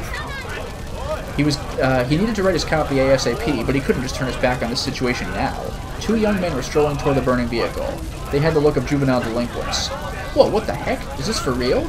Ain't this dangerous? Like, for serious? The pair tried to find an optimal vantage point. Hey, Minorikawa snaps, don't get any closer! He spread his arms wide to hold them back. The young man came to a halt, but otherwise paid him no heed. Oh, this is bad. This is for real bad. Think this is a terrorist thing? Yo, get out your phone, come on. But, like, you think this is a terrorist thing? Dude, shut up. Just hurry up and call Susumu. The taller of the two, dressed in red, was ordering around his blue-clad companion. Huh? The boy in blue huffed? Stop. Vote. Scene. Can't quite make out the other stuff. Love, I guess. Man, do it yourself. Say what now? Bitch, this ain't no time to get yourself all worked up. Minorikawa stood there, arms still held wide, getting more and more annoyed at their back and forth. Yo, just make the call, man. The young fellow in red scowled. He wasn't going to back down. Huh? Yo, what difference does it make if I do it or you do it? It doesn't make any difference, so it don't matter if you do it. Yeah, right, it don't matter, so in that case, you do it. Look, I'm telling you, just make the damn call. And I'm telling you to just make it your damn self. Oh, enough of this already. Minorikawa opened his mouth to tell them off, but then the young man in red spoke again. Dude, the goods from over at Endo Electronics are gone. You gotta let Suzumu know. The name Endo Electronics caught Minorikawa's attention. Huh? Yeah, but ain't that all Achi dude's fault for getting all huffy at us? I mean, it was Kiryu who told us to go find the Endo storehouse. Yeah, but Suzumu don't like dealing stolen goods. Says it dirties the SOS name. Well, what a coincidence. Looks like these two were SOS members. Hey, Minorikawa called out. You two. He finally succeeded in getting their attention. Where's this Suzumu fellow? I'd like to talk to him. He had no idea who Suzumu was, having only heard the name just now. Still, from the way these two were talking, it seemed clear he held some position of leadership. You think I'd tell you if I knew? The fellow in red snarled. Minorikawa kept his composure. Listen, you guys know the Tenryugumi? The Tenryugumi was a Yakuza syndicate that operated in Shibuya.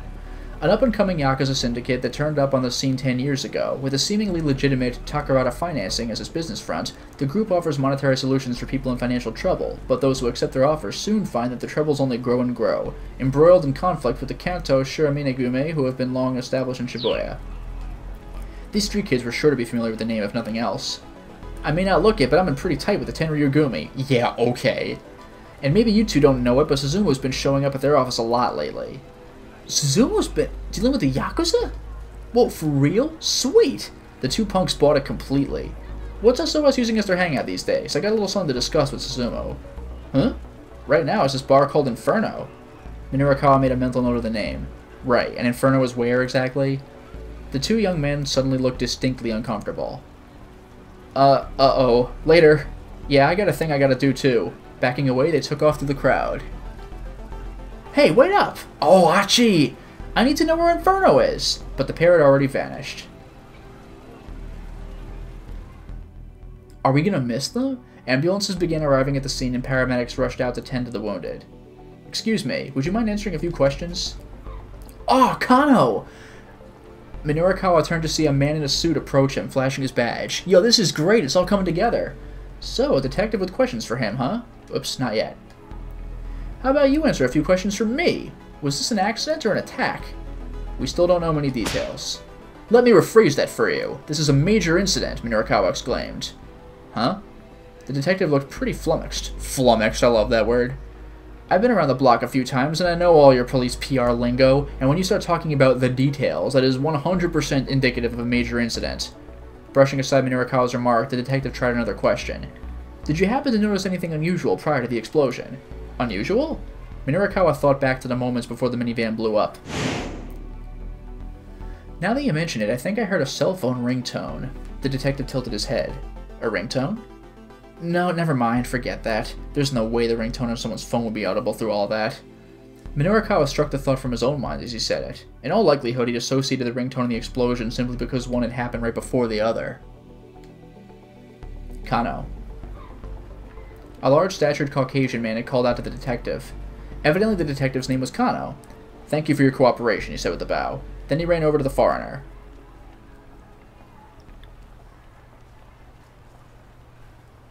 Mr. Minorukawa. Minorukawa turned to the female voice behind him. He found Miku standing there. She looked like she'd been crying. Miku, about earlier, He trailed off, searching for an apology. It's okay, it doesn't matter right now. And Miku looked around the scene. Minorukawa followed her gaze. Something big went down here, he said. I know, she exclaimed. The explosion! I saw it happen with my own eyes. You what? Miku looked around nervously. Are you alright? He asked her. You're not hurt, are you? I'm okay. My ears are still ringing a bit is all. Good.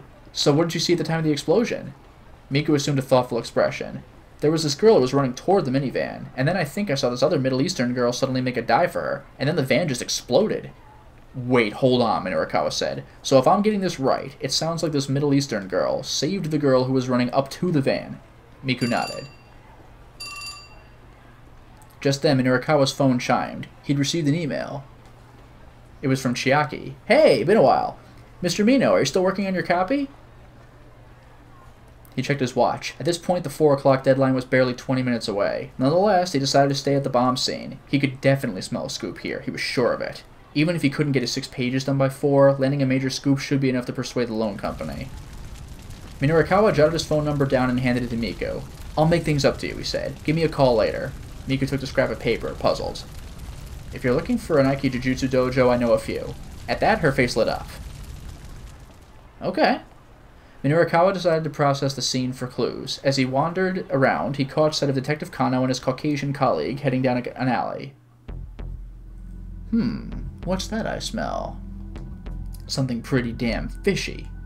If they were slipping away for a private conversation, maybe there was some way he could listen in. Minorukawa hurried into one of the buildings that bordered the alley. He looked around and found the public bathroom upstairs on the alley side of the building. Hoping beyond hope, he slipped up to the bathroom window. Voices outside.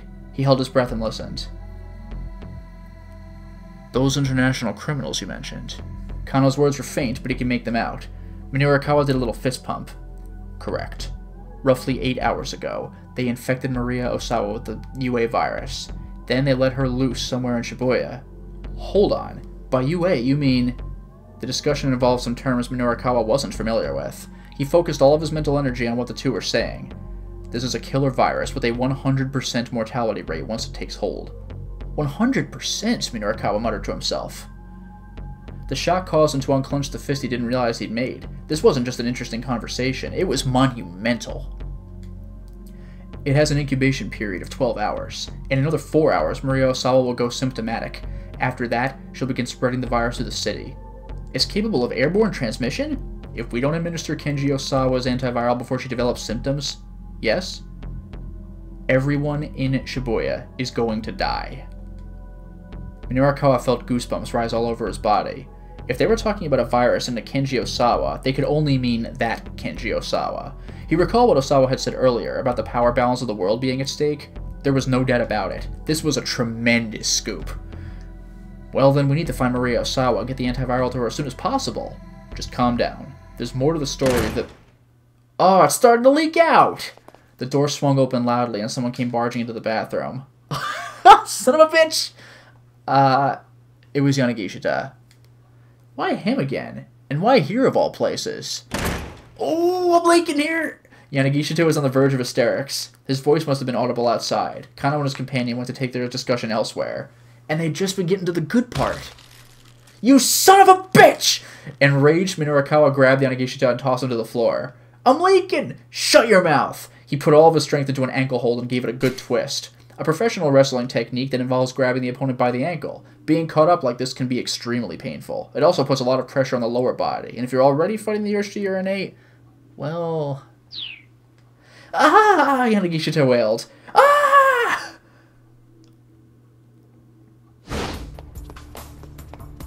I love that he just twists his ankle and then runs away. Minorikawa left the idiot blubbering in the bathroom, the idiot, and hurried out of the building.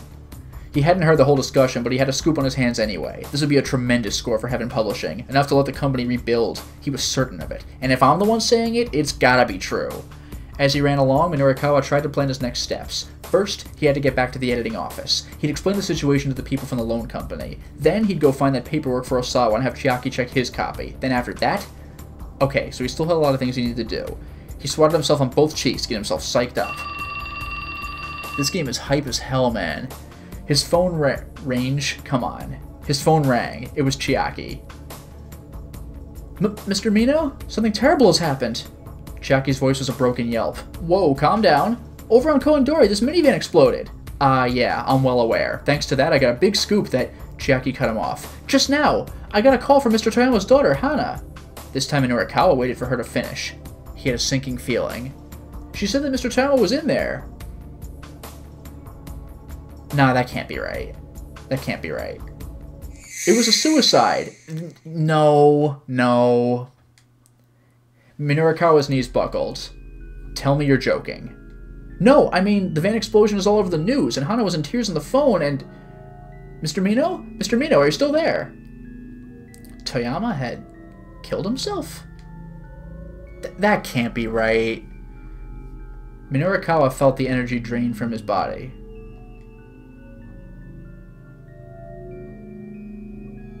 That is absolutely to be continued. But no. That is BS. I'm calling it now. There's no way. We still got 2 hours left, man. This can't be the end. Alright, so... Jump. Were there any other jumps? No.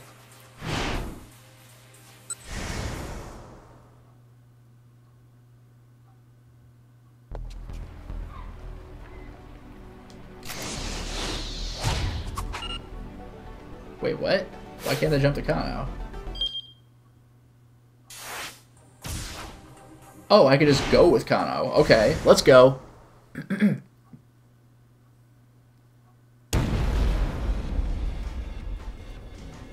We got the explosion. That's no ordinary city noise. And it's just simply not a keep out this time. Like, we could just go. We didn't even have to jump to make this happen. We got this with Stanley and everything. It's so weird seeing them move.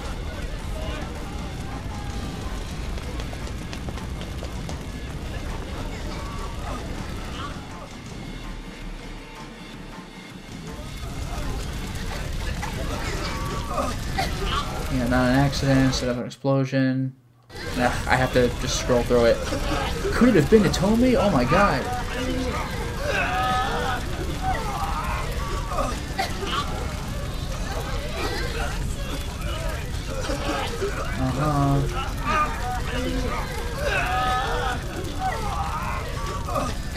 And this was where the... Wait, what? Oh, okay, now I can cut to Kano. That's kind of obnoxious, but alright. Fine. Or can I not? Am I not allowed to? Because it looks like it's a little ahead, I don't know.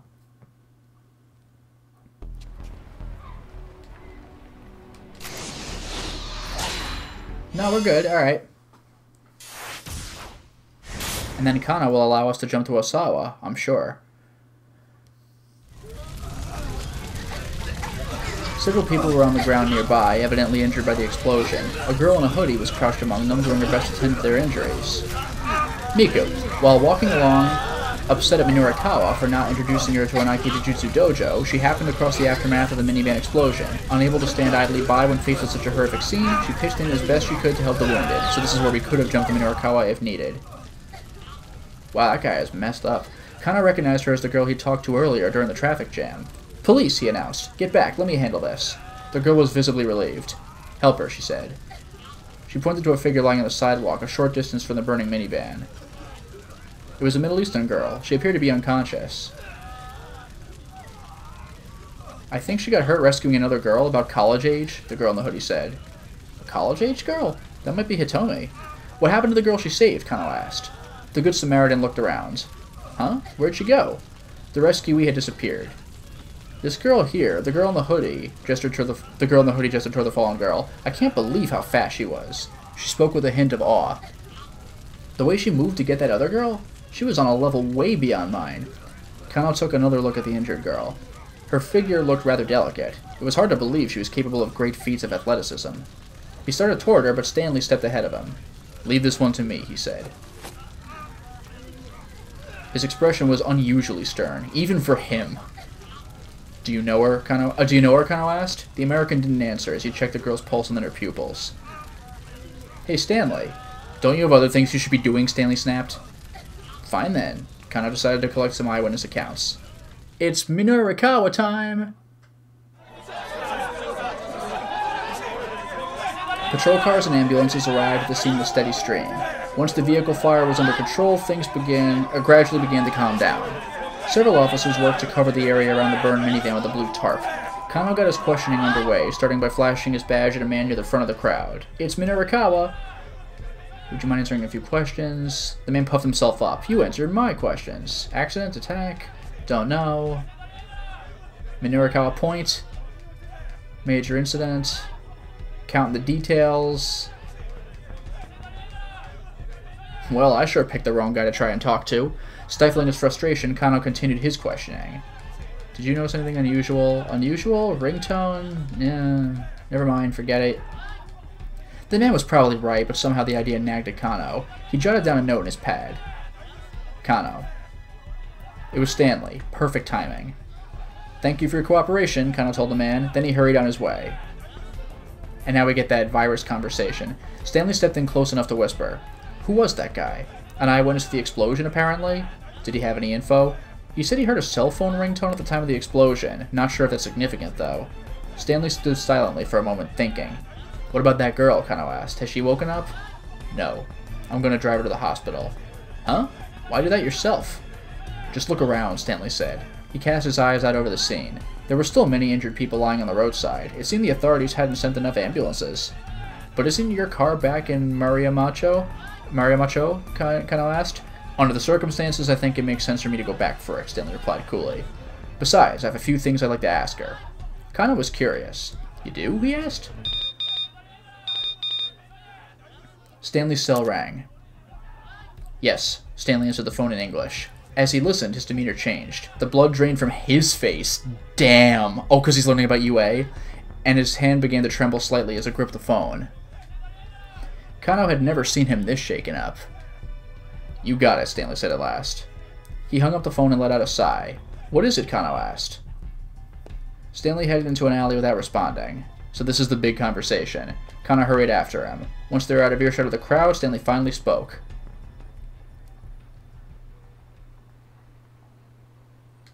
That call right now was from Gordon, my superior. He broke off there and for a long while was silent. He appeared to be struggling with some strong emotion. Kano was getting impatient. What is it? If you're going to tell me something, then tell me. Kano decided not to press. If it's that difficult to talk about, you don't have to. Well, you know A is, like, the correct decision, right? Because he's got to, like, tell him about the virus. Or at least I think A is the correct decision. So, what should we select for this one? A or B? A, just spit it out. Or B, it's okay, you don't have to talk about it if you don't want to. I don't know. And we got, like, uncomfortable dead silence while waiting, too. So, does anybody have any takes on this particular choice? Personally, I'm leaning toward A, but I'll see what other people say. 1 for B. Anything else? 1 for A, 2 for A, 2 for B, 3 for A, 4 for A, 5 for A. Alright. Alright, Stanley said at last. I can trust you with this. Wow. Never thought I'd hear you say you trust me, Kano teased, but Stanley's expression remained dead serious. I think it was a non-choice then. We were contacted on our end by the mastermind of this plot. Those international criminals you mentioned? Correct. Roughly 8 hours ago. They infected Maria Osawa with the UA virus. Okay, so here we go. Then they let her loose somewhere. By UA, he He thought back to his earlier conversation. These criminals were trying to get their hands on a new drug, an antiviral drug developed by Kenji Osawa that had been shown to be effective against the UA virus. Stanley hesitated before continuing. Then we described the mortality rate. It's our only means of combating it. 100%. Incubation, 4 hours. Everyone in Shibuya will die. Airborne transmission? Following the onset of symptoms, individuals infected with the UA virus bleed from the lungs, and the virus is readily released into the air via coughing. The UA virus is highly resilient in the open air and can survive even after saliva or other fluids have evaporated. Simply getting within 2 meters of a symptomatic patient is said to carry a high risk of infection. Bodily fluids from deceased patients carry an especially high concentration of the virus, and anything contaminated with such fluids must be thoroughly sterilized before it's safe. Stanley nodded. This is the everyone in Shibuya will die. Kano's voice was trembling now. Stanley spoke with complete certainty. Everyone in Shibuya is going to die. And then you hear the jackass in the bathroom. Well, then we need to find Maria Osawa and get the antiviral to her as soon as possible. Just calm down. More to the story that... Dumbass! Strange sound from the upper floors of a nearby building. Unsure of what it was, the 2 men hurriedly relocated. Alright. They paused and they came to a vacant lot. The place was deserted. No need to worry about being overheard here. You said there was more to the story? Kano prompted. The antiviral in question is stored in Kenji Osawa's laboratory. The lab is protected by a sophisticated security system, and apparently the storage area where the drug is kept requires fingerprint authentication from both Osawa and Tanaka. What? But Tanaka's... Kano couldn't help but gasp. Tanaka was currently a fugitive, the prime suspect in the kidnapping case. There was no chance of getting any fingerprint authorization from him at this stage. A Dracologist who has the antivirus? I mean, I guess Atomi's got it in her blood, right? So Maria has the virus and Atomi has the antivirus? Is there any other way to get in? Kano asked. The door can also be unlocked via password in place of the fingerprint scanner, but we'd still need to know what Tanaka chose for his password. No. In any event, Stanley said, it's essential that we track down and secure Maria. But, he went on, his voice grave, even if we get Maria to safety, the mastermind is now in the possession of the UA virus. If they want to, they can unleash a bioterrorist attack on Shibuya at any time.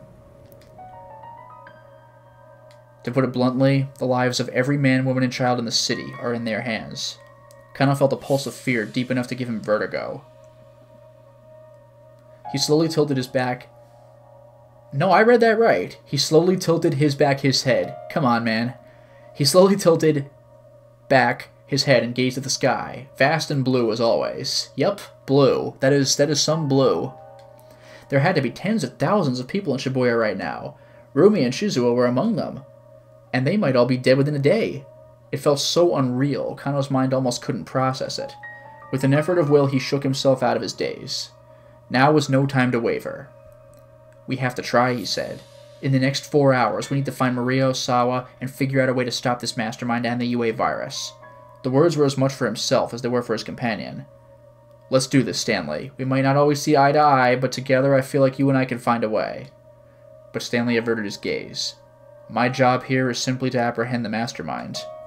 Kano felt a resurgence of his earlier anger at Stanley. Once again, he was putting his duties above human life. I'm sorry. Stanley's voice was a quiet mutter. You should get away from Shibuya as soon as possible, Kano. Kano hadn't imagined that the American would ever be worried for him. I appreciate the warning, he said, but I'm seeing this through to the end. This isn't the sort of thing you can solve with just the effort of willpower. An effort. Even so, giving up isn't the Japanese detective way. Stanley let out a nasal chuckle. Back to that again, are we? Same to you. Kano managed a tiny chuckle of his own. Listen, Stanley went on after a moment. This is just between you and me. The mastermind behind this kidnapping case is an arms dealer who goes by the name Alphard. Beyond simply selling weapons, illegal arms dealers are also frequently involved in smuggling weapons unlawfully obtained through deals with government or military contacts. In recent years, such enterprises have become increasingly globalized. Some dealers form smuggling networks that also deal in money laundering, drug trafficking, and more. Alphard? The attempted bioterrorist attack on Kasumigaseki, a hotel bombing in Chicago, Alphard had a hand in all of them. What do you know about the criminal? Kano asked. Stanley's expression grew even darker. My brother! What is this? Alphard's signature is extremely meticulous planning. But I don't mean meticulous in the same way you or I might normally think of it. Their plans are perfectly imperfect. Do you get what I mean? Kano shook his head. Alfar deliberately engineers accidents to make things complicated and unpredictable. It's difficult to get a good grasp of what's going on when the situation seems to be falling apart. People tend not to consider that coincidental mishaps might be anything but. In the end, they don't even realize they were playing right into the mastermind's hands all along. Kano could hear the intensity in Stanley's voice. I'm afraid that's all I can say. Stanley held out his right hand. See you around, Kano. If we're still alive. If we're still alive. Kano let that sink in for a moment. Nah, I'll shake your hand after we finish this case. With a slight smile, Stanley withdrew his hand. Then the two, yes, bumped fists instead. Alright, we'll meet again, Kano. I'm sure of it. Yeah, see you then. Damn, okay. Who is Alfar, do you think? No sooner had Stanley departed than Kuze's voice came in over the wireless. Attention all units. As of now, further investigation on the kidnapping case is suspended. The director's voice sounded strangely cold. I repeat, as of now, further investigation on the kidnapping case is suspended. Wait, hold on, sir? Kano shouted. What is it, Kano? Could you let us know why?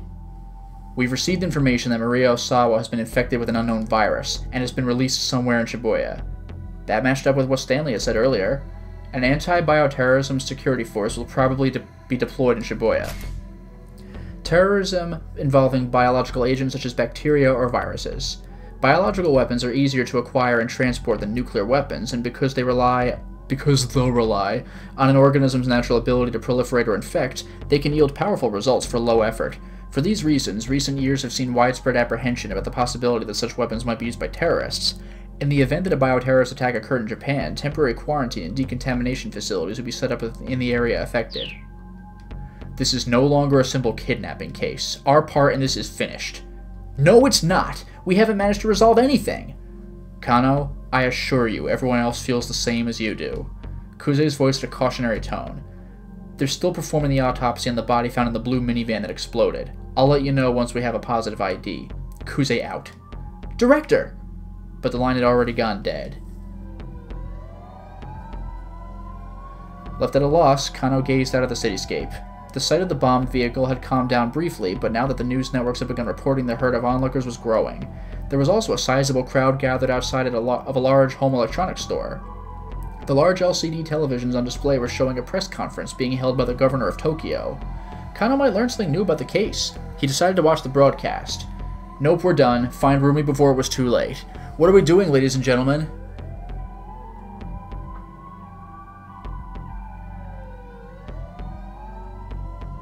I get the feeling we're supposed to watch and, like, just go and find Rumi.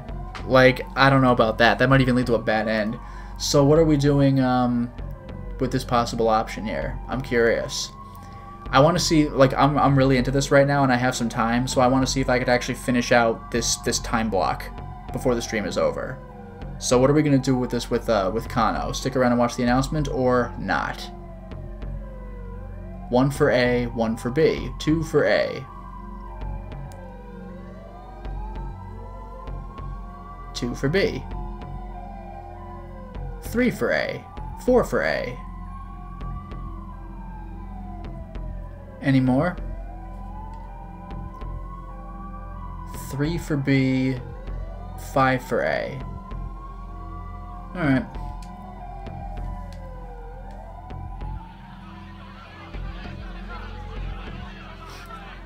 Working closely with the administration, we are keeping a careful eye on the situation as it develops. The governor's expression was solemn as he spoke.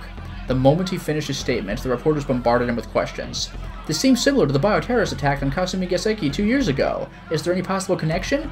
What countermeasures do we have in the event that Shibuya is a target of bioterrorism? The governor was visibly disconcerted.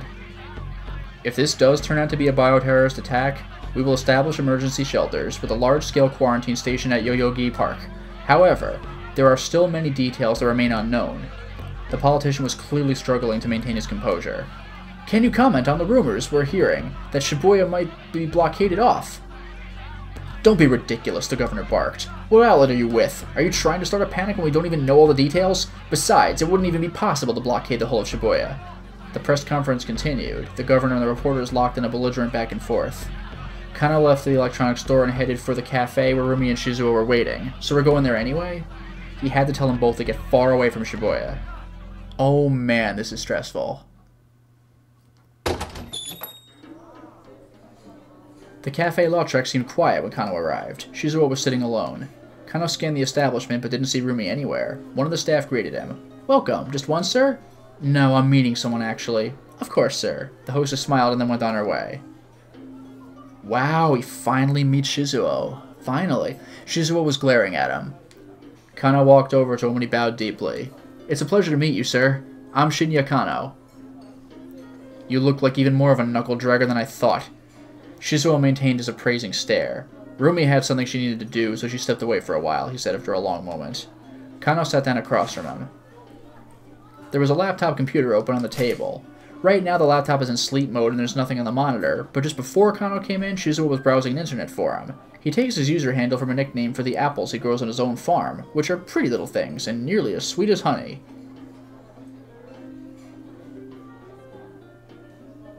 What? Is Shizuo that, like, pretty honey talking to Osawa on, like, the 40-year-old plus forums for Ayakamiki? The waitress came by to take Kano's order, so he asked for a nice coffee. What are you using the computer for? Kano asked. I'm on the internet. Shizuo's voice was low and gruff. This cafe has an internet connection? May as well start with a little small talk. So what? Again, Shizuo glared at Kano. The words wouldn't come. No, actually, this is no time to be making idle chit-chat. If they got infected with the virus, Rumi and Shizuo might die. Look, please, you need to leave Shibuya right away. Shizuo's face contorted with confusion. What are you talking about? Why?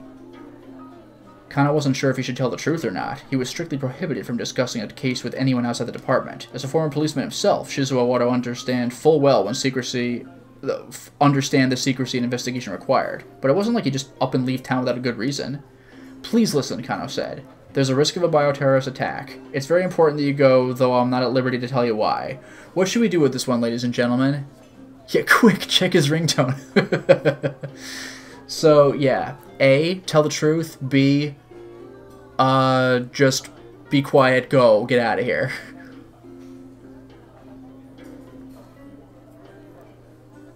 So, what should we go with? Truth or evasion of the truth but not a lie? Because, like, we don't want to spread panic, but... so we have 1 vote for B, 1 vote for A, 2 votes for A. 2 for B, 3 for B, 4 for B.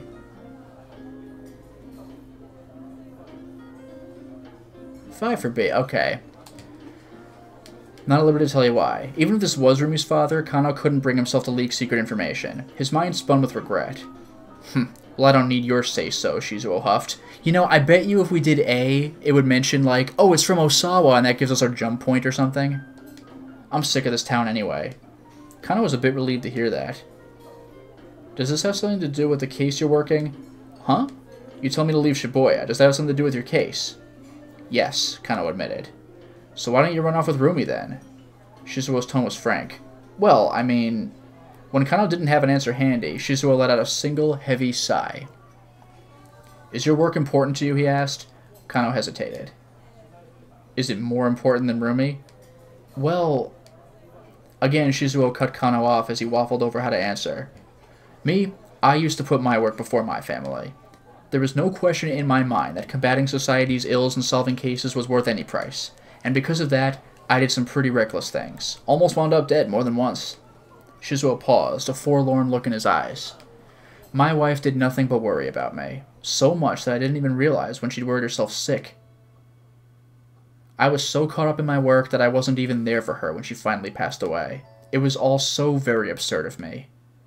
The waitress came by and set Kano's iced coffee on the table. It sat there untouched until Shizuo looked at it pointedly. With a tiny nod, Kano brought the cup to his lips. The bittersweet liquid was a balm to his parched throat. I told Rumi the same story, Shizuo continued, but I didn't tell her how absurd it was. I told her that her father only did what he had to do. He took a sip from his glass of water. Rumi, she's very much like her mother used to be. Their personalities are almost identical, and I don't want her to suffer the same way my wife did. Shizuo's fist clenched in his lap. What was it that made you become a detective in the first place, he asked. Well, at first I got the job because I thought it would make Rumi happy, and then I guess also because I thought it'd make you like me, sir. It was the truth, but Shizuo simply chuckled. If your goal is to get me to like you, you may as well give up now. I'm sorry, sir, Kano said. I can't do that.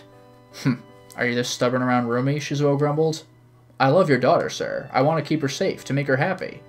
And why is that? Whenever I think about her, I just feel so amazing. I'm sure that you or anyone can empathize with that. Everyone has someone they want to protect, who makes them feel that good. It's an admirable thing, wanting to be a detective and protect the happiness of the people, but that doesn't mean you need to ignore your own happiness in the process. What you say may be true, sir. Earlier today, my partner was stabbed, and today's his wife's birthday. Shizuo arched his brow. Is he going to make it? We're not sure yet.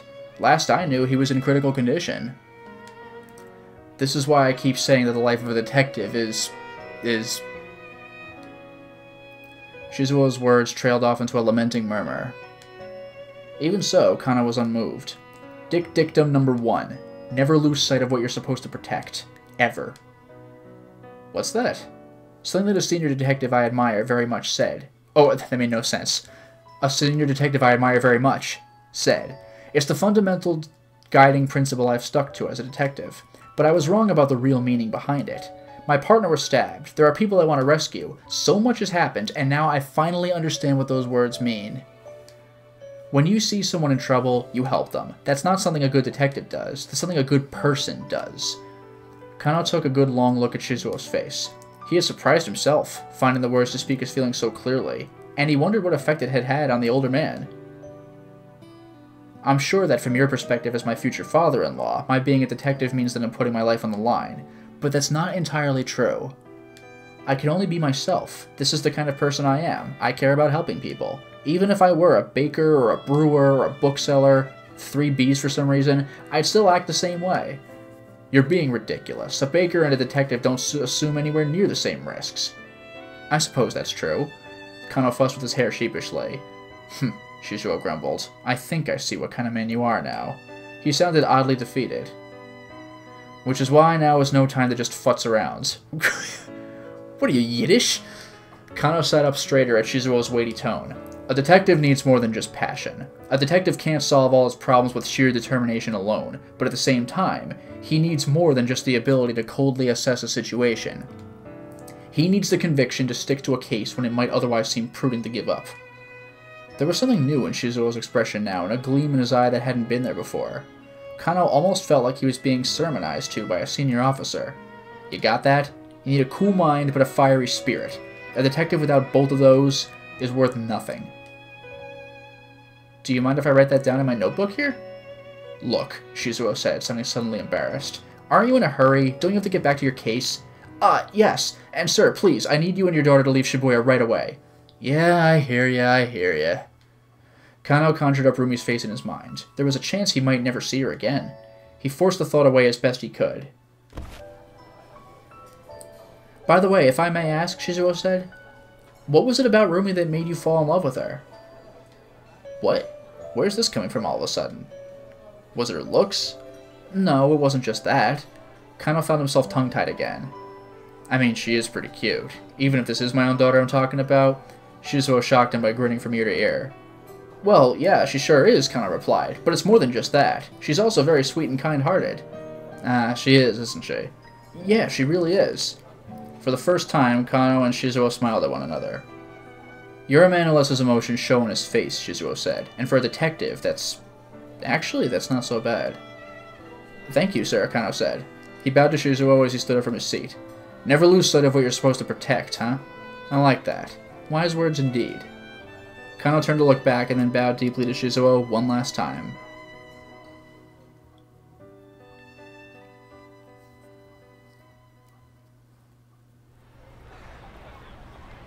The ability to coldly assess a situation. Kano knew what he needed to do. There was one thing that was nagging him. No matter how hard he thought about it, it still didn't add up. Why would Tateno let Al-Karawan go free? He needed to get back to the precinct to get the truth from Al-Karawan firsthand. As he walked along, he considered what he did know about the facts of the case. Just what sort of plan had Alphard put into motion here? It seemed that Tanaka and Osawa held the keys to understanding it. There had been relay handoffs of the phony attaché case, a relay that Tanaka had been complicit in. Then there was Hitomi missing, carrying the antiviral. Finally. Osawa had confirmed that himself. And yeah, chat, that really was a good scene. We finally got on Shizuo's good side. Kano was starting to form a vague picture of what Alphard was up to. If the mastermind's goal was to acquire the antiviral, then obtaining the cooperation of Osawa and Tanaka was vital to that plan. After all, their fingerprint verification was required to physically access the drug. In order to overcome that hurdle, Alphard had presumably managed to win over Tanaka somehow, and then kidnapped Maria Osawa to provide leverage against her father. No doubt that was how they'd gotten Hitomi to take the antiviral with her to Hachiko. While the police were distracted by following the attaché case, Alphard would then take the antiviral from Hitomi. That was the general plan as far as Kano could surmise. Just then, a call from Kuze came in over the wireless. We've identified the body found inside the blown-up minivan. Yup, it's Toyama. Kano's hand tingled as it gripped the wireless. Mamoru Tanaka. What? Male, 40 years old. Oh! You know what that means? Fingerprinting that stuff in Osawa's lab, I mean, we didn't think we were going to do it before, but now it's literally impossible. Now we have to get Tanaka's password. But we can't ask Tanaka now, so we're going to have to logic our way through this one. Oh, man. What a twist.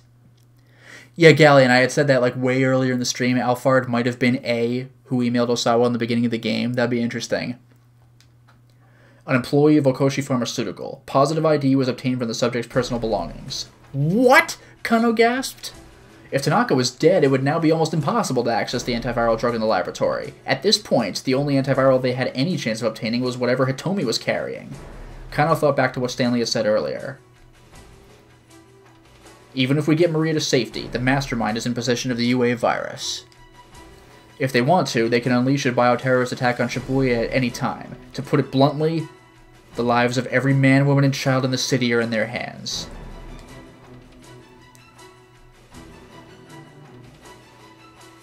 No. A chill ran down Kano's spine. If someone did release the UA virus, there would be no way to stop it from spreading. If Alphard really was planning a bioterror attack, Shibuya would well and truly become a city of the dead. He couldn't help but feel that the whole department was playing right into Alphard's hands. Kano staggered, physically stricken by the realization of just how terrifying a foe they were up against. Yo, what a twist! This is amazing! And now we can finish with Osawa and conclude the chapter.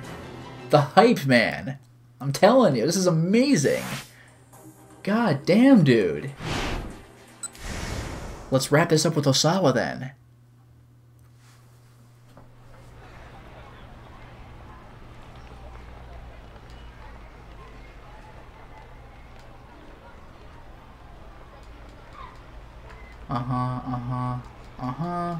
Okay. Yes! Oh, we are right next to the end, too.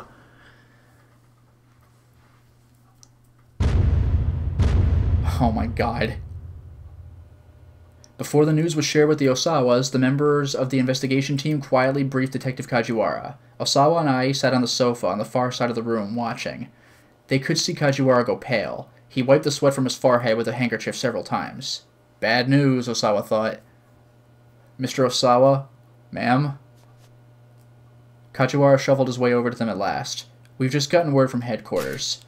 Right now, the task force is in an uproar after a change in direction from the higher-ups. The detectives who are on the scene have been ordered to discontinue the kidnapping investigation, so it's the reverse jump. He hesitated ominously. Osawa braced himself. Remember, now Osawa's gonna know for sure that Maria has the virus, and he's gonna flip. Please, let's hear it. It would seem that your daughter Maria is safe. What? Osawa felt an unexpected surge of relief. You mean it? The case has been solved? Added I. For a moment, they almost sounded like a happily married couple. It was only the stern look on Kajiwara's face that gave them pause. However, as of yet, we do not have her in custody. I'm not sure I understand, Osawa said.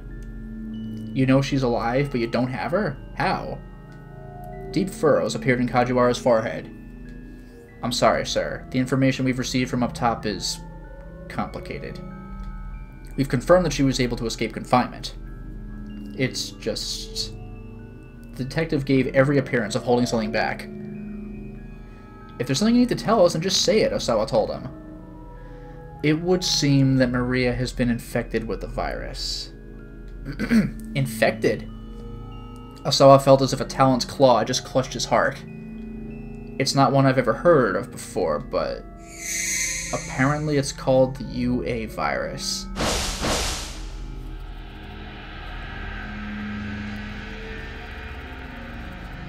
Osawa's vision went dark.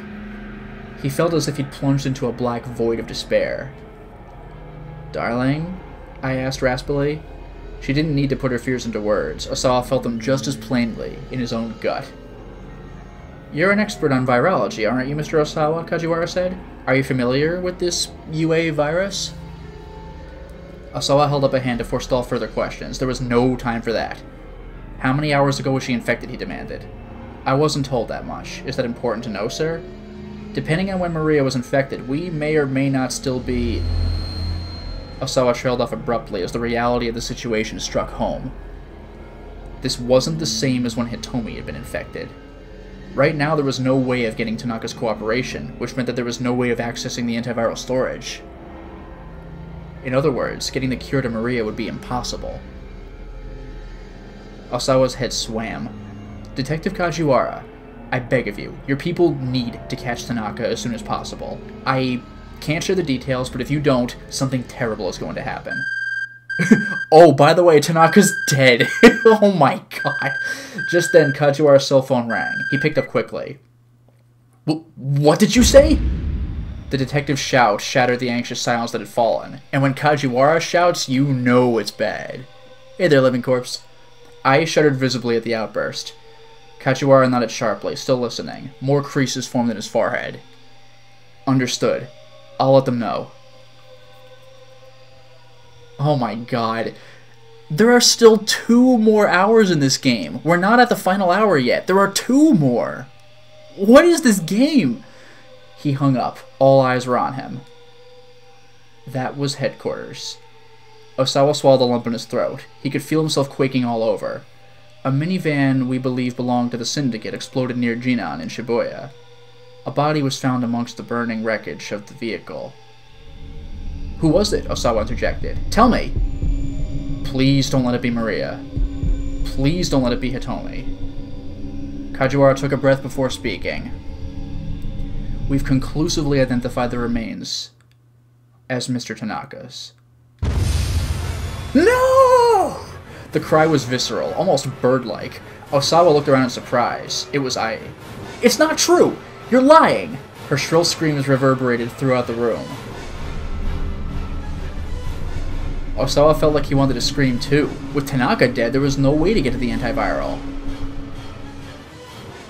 Which meant that Maria was going to die. Oh my god, this is by far the most stressful to be continued. Holy crap. This is brutal. Preview time. This ain't the old SOS anymore. I'm going to stop you. Oh, how touching. Hey, Mochiaki, what do you mean you'll kill me? In order to minimize the spread of the virus. Oh my god, this is brutal. This is brutal. There are 2 more hours. We have 2 more blocks. Choice and sacrifice? You're not kidding. God damn. Wow. And it looks like Achi's finally going to deal with the SOS. This is unbelievable. Well, that's where I'm going to call it. So thank you very much for watching the stream, and have a wonderful night.